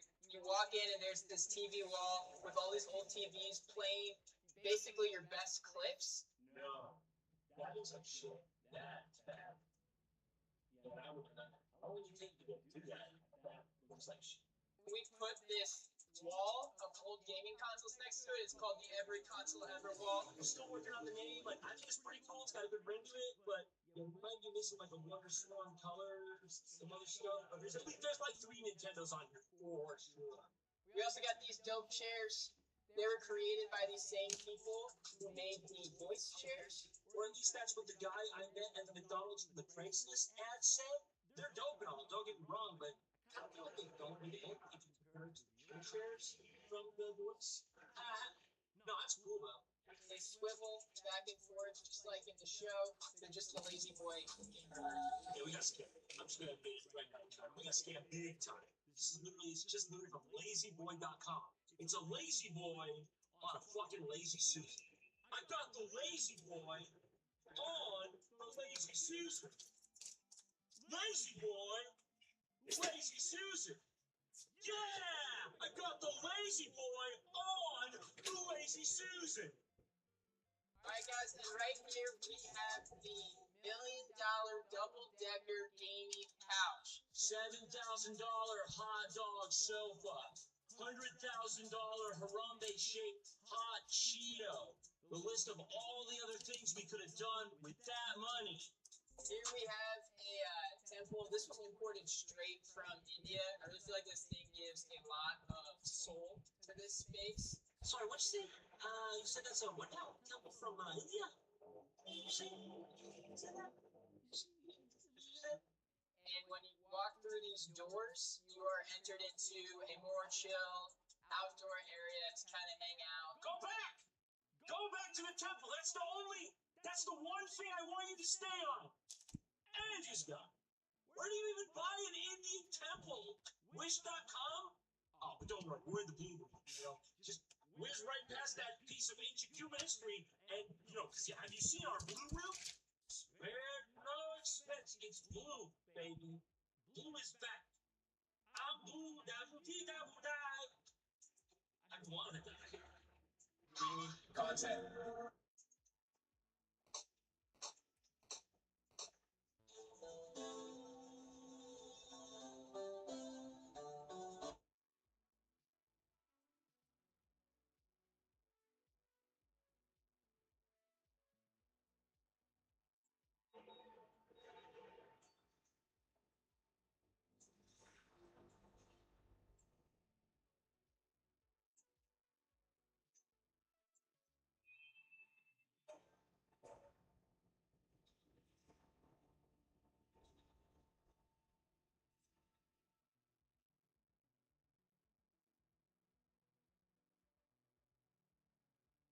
know I've made a lot of videos about this topic, but I think few topics are as relevant as they are right now. But they're at least protections of the art. And I think that's something that applies to a lot of people.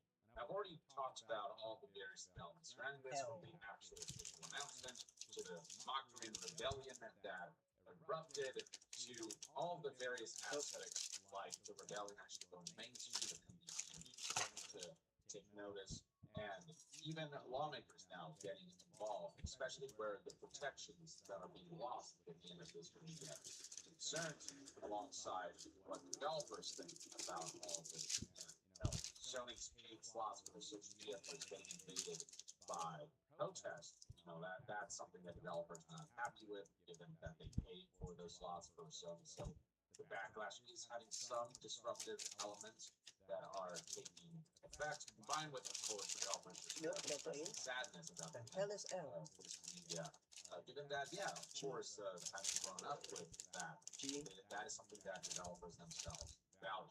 L. Now, something that's been spreading recently, spreading all of this, is some statistics and data that highlight just how much more digital is dominating over physical when it comes to overall sales. Not too long ago, we talked about this report from Sony's financial results back in the year 2006, where Sony reported that a record-breaking 85% of PlayStation games were digital in quarter four of its last full fiscal year. Though that data is somewhat misleading in that it does account for not just games that have been released both digitally and physically, but also games that are just all digital that never had the choice of physical in the first place. So there's definitely some skewing that's happening there. But at the same time, there's no denying that digital is still now the dominant form in which people purchase games. But that's not to say that there isn't a market at all for physical, or that there isn't a significant number of people purchasing physical. Even if it is 10-20%, that is still like a substantial amount. But the data that's been making the rounds over the last couple of hours, the last 24 hours really, is this information shared by Matt Piscatella, who is a games industry analyst who shared a lot of data over the course of many years. And this is a piece of data that's making a lot of headlines across various news outlets. Here's what he posted recently on Blue Sky. Quote, 2 PlayStation video games sold more than 10,000 physical units in the US in the week ending July 11, 2026. The more relevant data has a more zoomed out perspective on all of this is this one right here. 7 PlayStation video games have sold more than 100,000 physical units year to date. Within the last year, only 7 PlayStation titles that saw a physical release have gone above 100,000 units sold with that specific version, physical version. And then when somebody followed up by asking if Matt is talking about PlayStation Studio games or games on the PlayStation platform, Matt said total PlayStation, all games, all publishers, all PlayStation platforms. This is basically data that highlights just how much more dominant digital sales have become compared to physical sales, and it is something that's been making headlines across all of social media. A bunch of news outlets picking up on this data due to how staggering this information is and how much of an ammunition it is for corporations like Sony to justify the ending of this. Now, I do want to add some additional context to that data. And one of the ways in which we get a broader picture is through outlets Alania Analytics, which recently posted the following statistics. This image right here that highlights some of the top selling PlayStation games in God dang it. 2026 and the ratio of digital versus physical.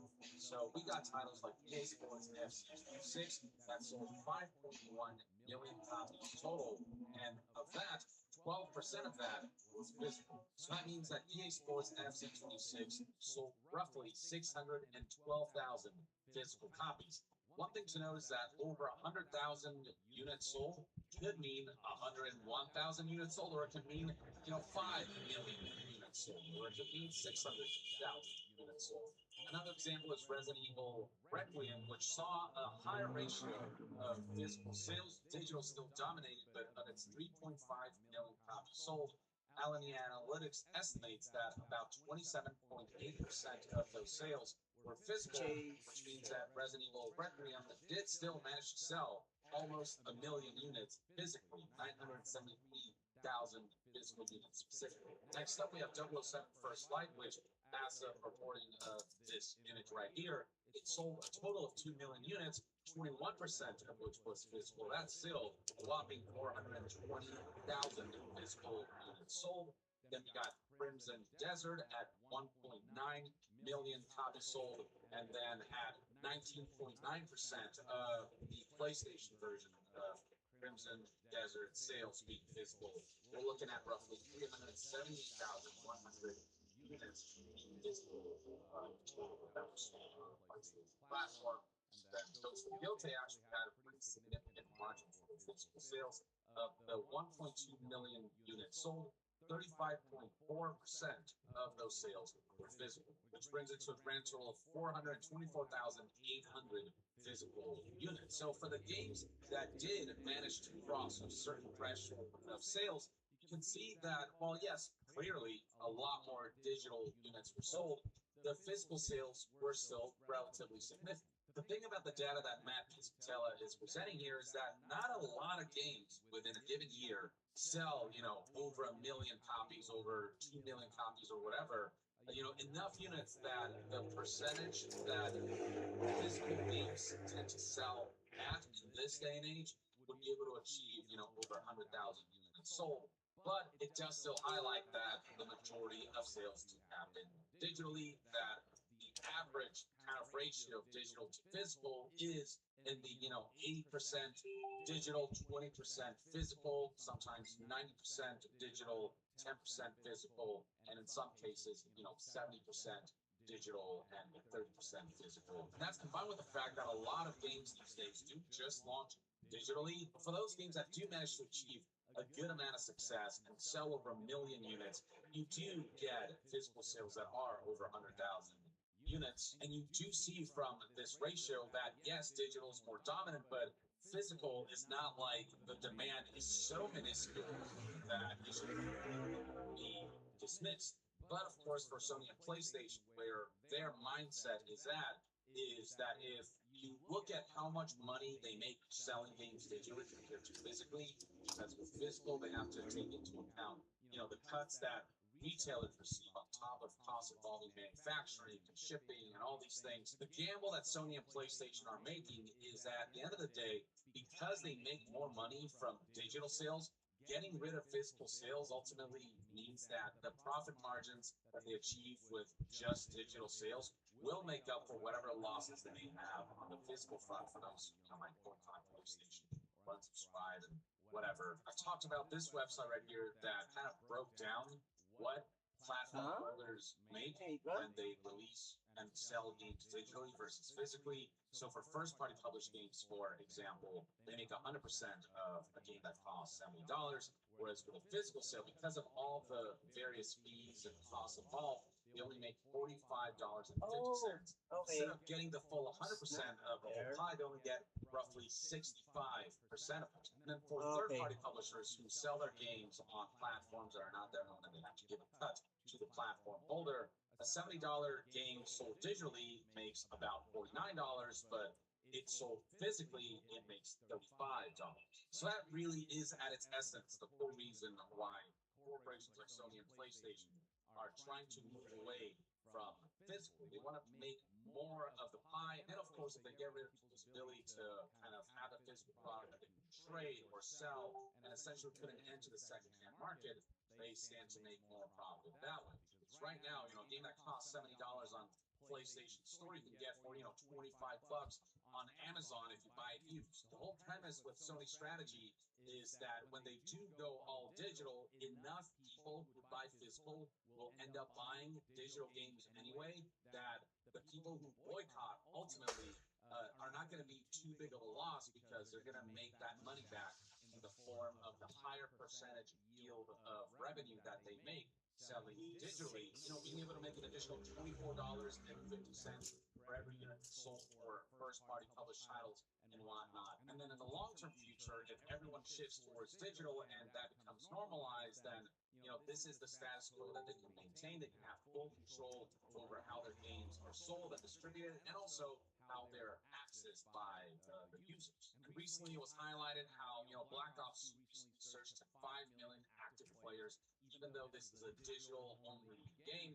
And, the margins are higher for all these digital units sold. So the case for corporations and how they think and, the numbers that they're seeing, it's a pretty strong one in the corporate mindset and in their eyes, because ultimately corporations don't care about consumers, their rights, and the conveniences that are offered to them. They ultimately care about a business model that ends up making them more money, regardless of the cost and what that means for consumers in terms of the rights that they lose. You can see right here Charlie Intel highlighting that these digital-only ports of Call of Duty Black Ops 2 and Black Ops 1, yeah, it still managed to sell really, really well. 5.25 million players for Black Ops 2 and 1.96 million players for Black Ops 1. These are, pretty old games that have just been ported over to modern consoles that did these kinds of numbers. They only released digital. So yeah, there's no denying that unless there is a major disruption to the financial results of corporations, they stand to benefit by going towards an all-digital future. The benefits are just too great for these corporations for them to care about consumer rights and consumer protections and all these things, which is why the argument surrounding all of this, the battle, isn't about the medium of physical versus digital, but rather about what consumer rights we have, regardless of whether we purchase physical or digital. Because the loss of physical discs isn't just about the loss of like the nostalgia of holding something physical that you insert into a console and then plays a game. It's about those protections that we're losing. With a digital game, you're not able to buy, sell, trade, so on and so forth, and you're not able to have access to that bought product in perpetuity, because a digital product can at any point be revoked whenever the corporation who owns that product feels like it, in a way that wouldn't be possible with a physical product. When it comes to the battle of digital versus physical, the numbers are very clear. Digital is dominating, and it's dominating big time. There still needs to be a market for physical, because there are folks who do still love that form of having access to their content, the same way that, music still has vinyl, movies still have Blu-rays and DVDs, and, print still has books and the like, even though digital is the dominant form for all those mediums as well. But the main argument that needs to be made isn't that physical is more dominant than digital, because the numbers are very clear, very objective on that front. Digital is the dominating form of selling video games compared to physical. What needs to be argued is what's lost if physical media disappears forever. The fact that we will never be able to buy, sell, and trade games. The fact that we will never have guarantees of access to our purchased products, and that access be in perpetuity. Then the fact that the preservation of these games are in complete danger because of companies and corporations completely lack consideration for preservation. When a game vanishes, it vanishes entirely, whereas with the existence of physical discs, games can still be preserved. And so those are the arguments that need to be made. And I think the ultimate battle in the long term isn't necessarily about physical protection of physical, applying those protections lawmakers and officials, so digital products are not treated differently from physical products, that protections of physical products apply exactly the same for digital products. So if we look for a future where digital products can be bought, sold, and traded, a future where digital products can be preserved and must be preserved in the 9/11 law, a future where digital products cannot be revoked in the library without your consent, where you have access to your digital products in perpetuity. Look towards a future where digital products work pretty much exactly as a physical product does, but also offers the conveniences that digital products do. Not having to carry around a bunch of physical things and have access to your entire library on the console or the device, the PC, the computing unit itself, and not having to switch around discs and all these things. Like, some people do enjoy that, and some people like the convenience of digital, just being able to download something, not having to go to the store to get it. You can just do everything locally. offering those conveniences while also offering the same protections that physical media has and offering the best of both worlds through digital, then then we've made progress. Then, the argument of digital versus physical starts to matter less, minus the this is now the hyper complexity minus one, having the physical in your hand to symbolize our own that game. But just from like consumer rights level, ground floor level, digital is treated the same as physical, then none of this matters as much as that. And that's why being vocal is important, but also being vocal with the right information and presenting the right argument is important. And thankfully, I do think that the right arguments are spreading because NBC News coverage, the mainstream coverage of this, the headline was like, for gamers, the loss of this video isn't just about nostalgia, it's about the protections we're getting lost. That's the coverage that was had at NBC News. And lawmakers, when they present their arguments, they are arguing for not just nostalgia and but also that loss when things go fully digital, because a lot of us haven't really looked at an all digital future with a bird's eye view, like fully seeing that all the consumer like that. So the fact that mainstream media and lawmakers are arguing already is an encouraging sign. And so the loss of digital media speaks to what we like physical media and what the lawmakers want and what protections they want. And only then can we feel confident in the future, when we are taking assurances that going all digital means that we will have the same ownership, preservation, agency, and the same kind of freedoms that we have with physical media. Only then can we feel happy with the notion of an all digital future. Though the preference would be, a mostly digital future with still room for physical releases that just make them very interesting for collectors that like digital offers that are, again, akin to digital entertainment. But, that is the battle we need to fight, and whether that battle will be won, I only think obviously time will tell. But hopefully, this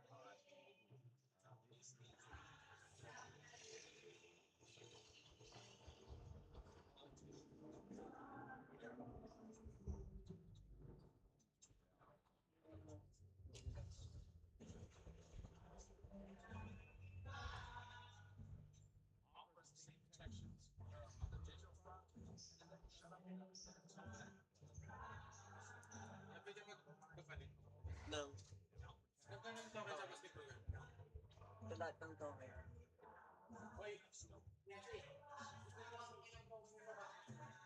so because there's different but that is kind of the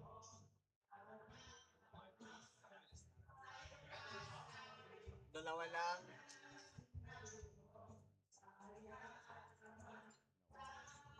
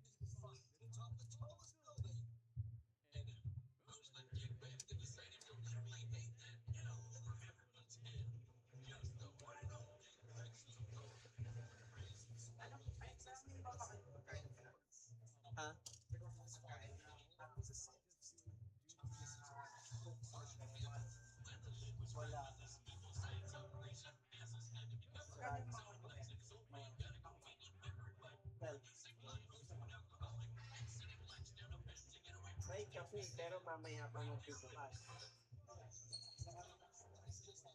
Magkaka-pray ba kayo? After lunch.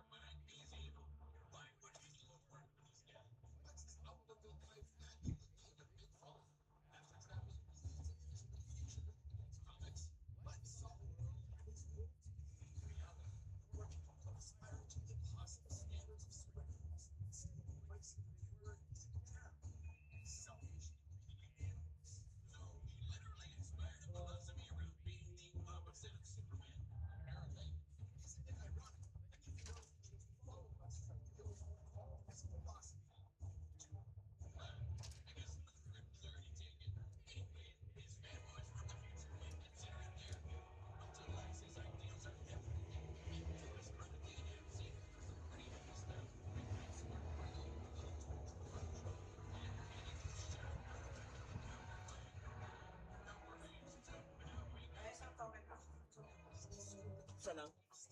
Ay, token mo ba yung gagamitin lang? Isa. Oo. Ilang token ka? Isa. Magkano mo ba yan? Ano yan? Tigpa-pipe, token, ano? Wala akong pamparihan. Tennis ah.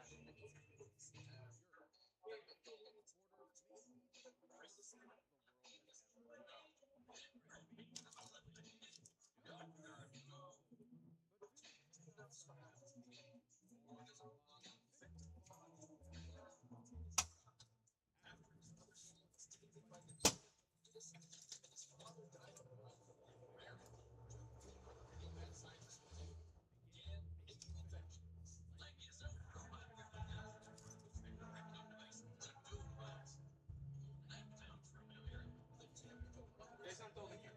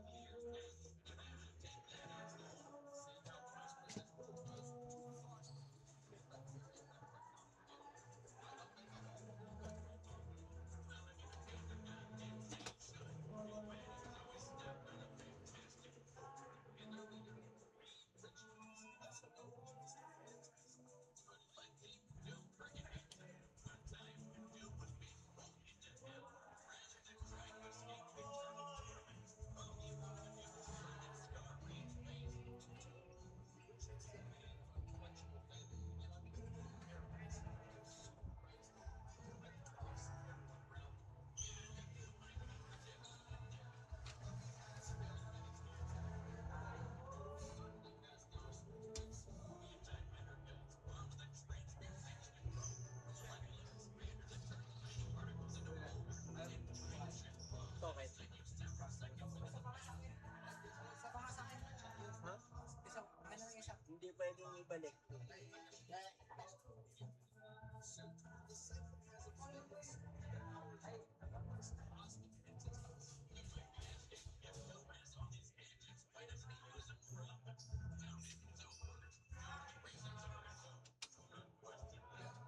Ayaw gusto mo ano doon.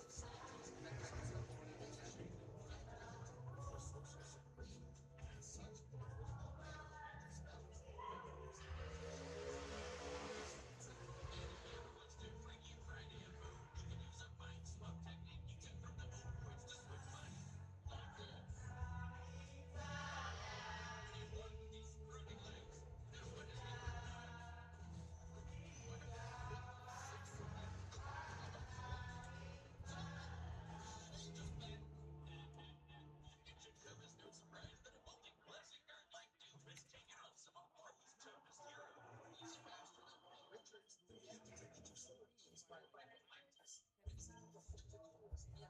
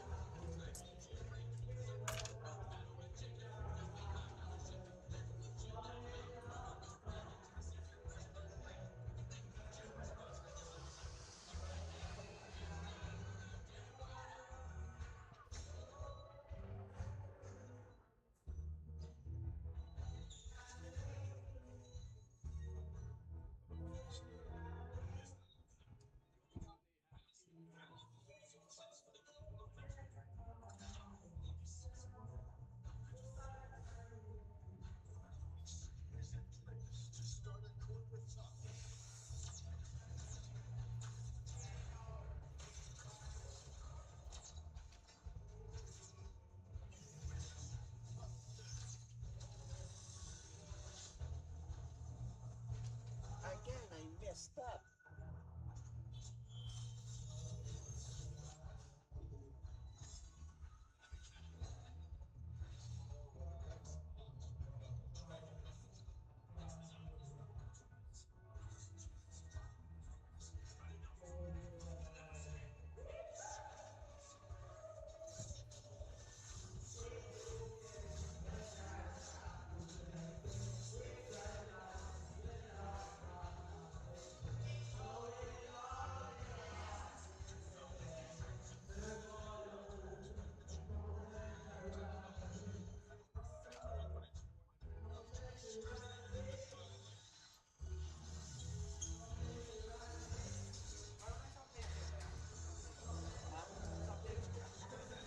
May royal, may sting.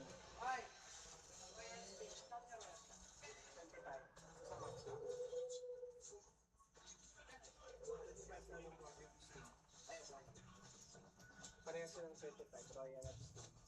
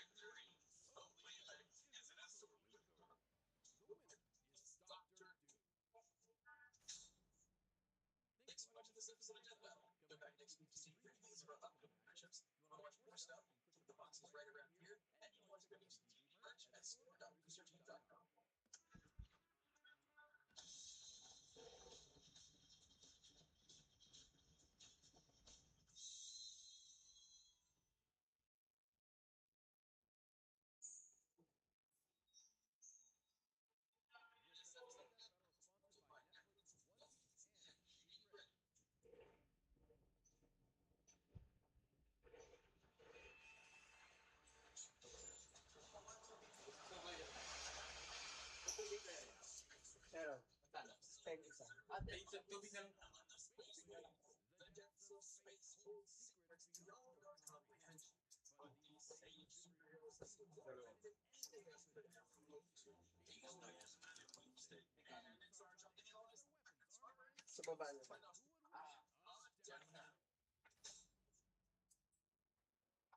Towards long, mankind has looked upon the night sky. The stars have beckoned the brain to search the unknown and explore its endless wonders. Like Doctor Sawyer do. Who's tiny doctor and the same way Doctor Pepper's a doctor. This guy's got no formal education, but that didn't stop him from messing around with some ancient techies down below. He was desperate to learn dreams of exploring the cosmos. So with tens of advanced and brilliance, Arturo created a machine that would bring the cosmos to him. He pointed the machine at Mars, pushed the button, and hope for the best. And it worked. Ernell summoned a real-life Martian right before his very eyes. So remember, kids, when in doubt, just push buttons. Never fail. The mysterious and powerful alien has strong shots from Martian Manhunter, and he exerts his incredible powers in the dark, like light and sheesh. Which was just the tip of Ernell's discovery. Turns out, Martians have complete control over their bodies and can transform into practically anything, like a freaking dragon. Exactly. I wonder what it's down to a central nervous system, or even a totally generic green monster that loves jungle beans. They can also shoot lasers from their eyes, fire spike blasts, turn invisible, and phase through anything. With major constructs and force fields that Superman couldn't get through. On top of all that, they've got a great healing effect. John ended up generating back from a single limb, tiny pieces, or even a bone. This display of awe-inspiring power, Dr. Erdell's working heart, caused him to die in the Martian's arms. Well, at least the unknown was just going before him and the red dust right. Anyway, John used his shape-shifting abilities to hide amongst his new world by assuming the identity of a recently deceased detective named John Jones. God, what a crazy coincidence! Comic book writer, lover man, Detective John Jones lived a double life on Earth for many years, solving cases, helping as many people as he could from the shadows. But eventually, he stepped out, revealing himself to the world, and found the Justice League of America. And John definitely holds his own in the supergroup. He once ruled the Earth alongside Wonder Woman and Superman, who has stated that of all the beings in the known universe, he would be afraid to fight John, and he should be afraid. Superman would be the first Kryptonian John would fight toe-to-toe. He's manhandled Ultraman, who's basically evil Superman from another universe, and Superboy Ron, who can shatter reality with his punches, and is also evil Superman from which means at the last advanced but now defeated angel from a literal army of heaven. He's held his own against Darkseid, the manifestation of tyranny in the DC universe, and he's master of the defense of the superhero and Superman, who we know flies so fast he can burst the lungs of an already so basically just as fast as a bunch of crazy ghosts of demons. Fortunately, his strength and speed are obviously very impressive. It's also been seen that his greatest asset is his mind, which is available to powerful telepats in all of the DC universe. He reads minds, duh, but he can also shut them down altogether, and he once made Mr. Mixel, Mr. Mix, that's whatever. Anyway, he got him to surreptitiously say his own name backwards, which clearly knows because I can't say it forwards, which means about his powers. The second defense of the superhero, Justice League, was a power mind telepathic attack, and his ability to sense people's feelings is so strong, he can feel every sentient being in the entire galaxy. He once outhought or fetched the Roman multiverse. Who's that, you ask? Well, just the freaking creator of the entire multiverse. She's basically the god of everything. John Bond his consciousness from everyone on Earth before he eventually got the job. He also used his mental abilities in the span of lifetime. Literally the smallest possible measurement of time. In the time it takes me to get out of work, John could go to work and fly across the universe back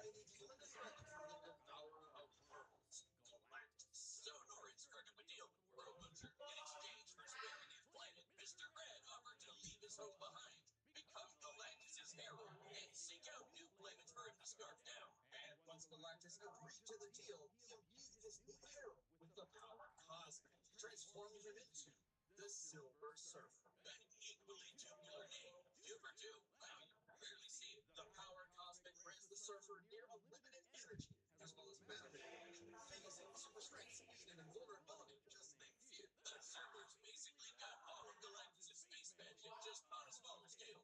And Galactus uses that power to fight guys like the In-Betweener, an abstract being from the overspace. The Surfer used the power cosmic to serve Galactus diligently for nearly 100 years, during which he ensured that the planets consumed were devoid of sentient life. That is, until the Surfer accidentally offered up a planet with life, which drove him crazy with guilt. So Galactus tried his best to suppress the Surfer's emotions, erase the painful memories, and make it easier for him to find planets with tasty, delicious life, guilt-free. Oh, nice and easy. And it worked for a while until the Surfer reached Earth. Galactus' mighty mind manipulation wasn't enough to bury the Surfer's true nature for good. With help of Alicia Masters and the Fantastic Four, the Surfer turned against his own will and saved the Earth from being evil. But even after all that, Galactus just let the Surfer keep his powers.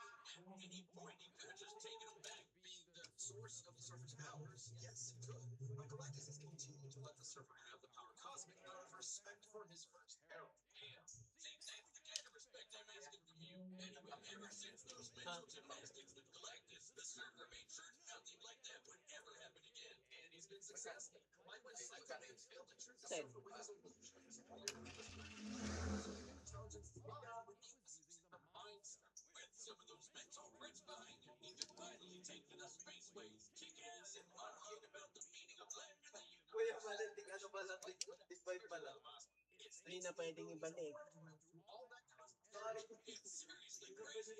He can rearrange the molecules of anything he wants it to.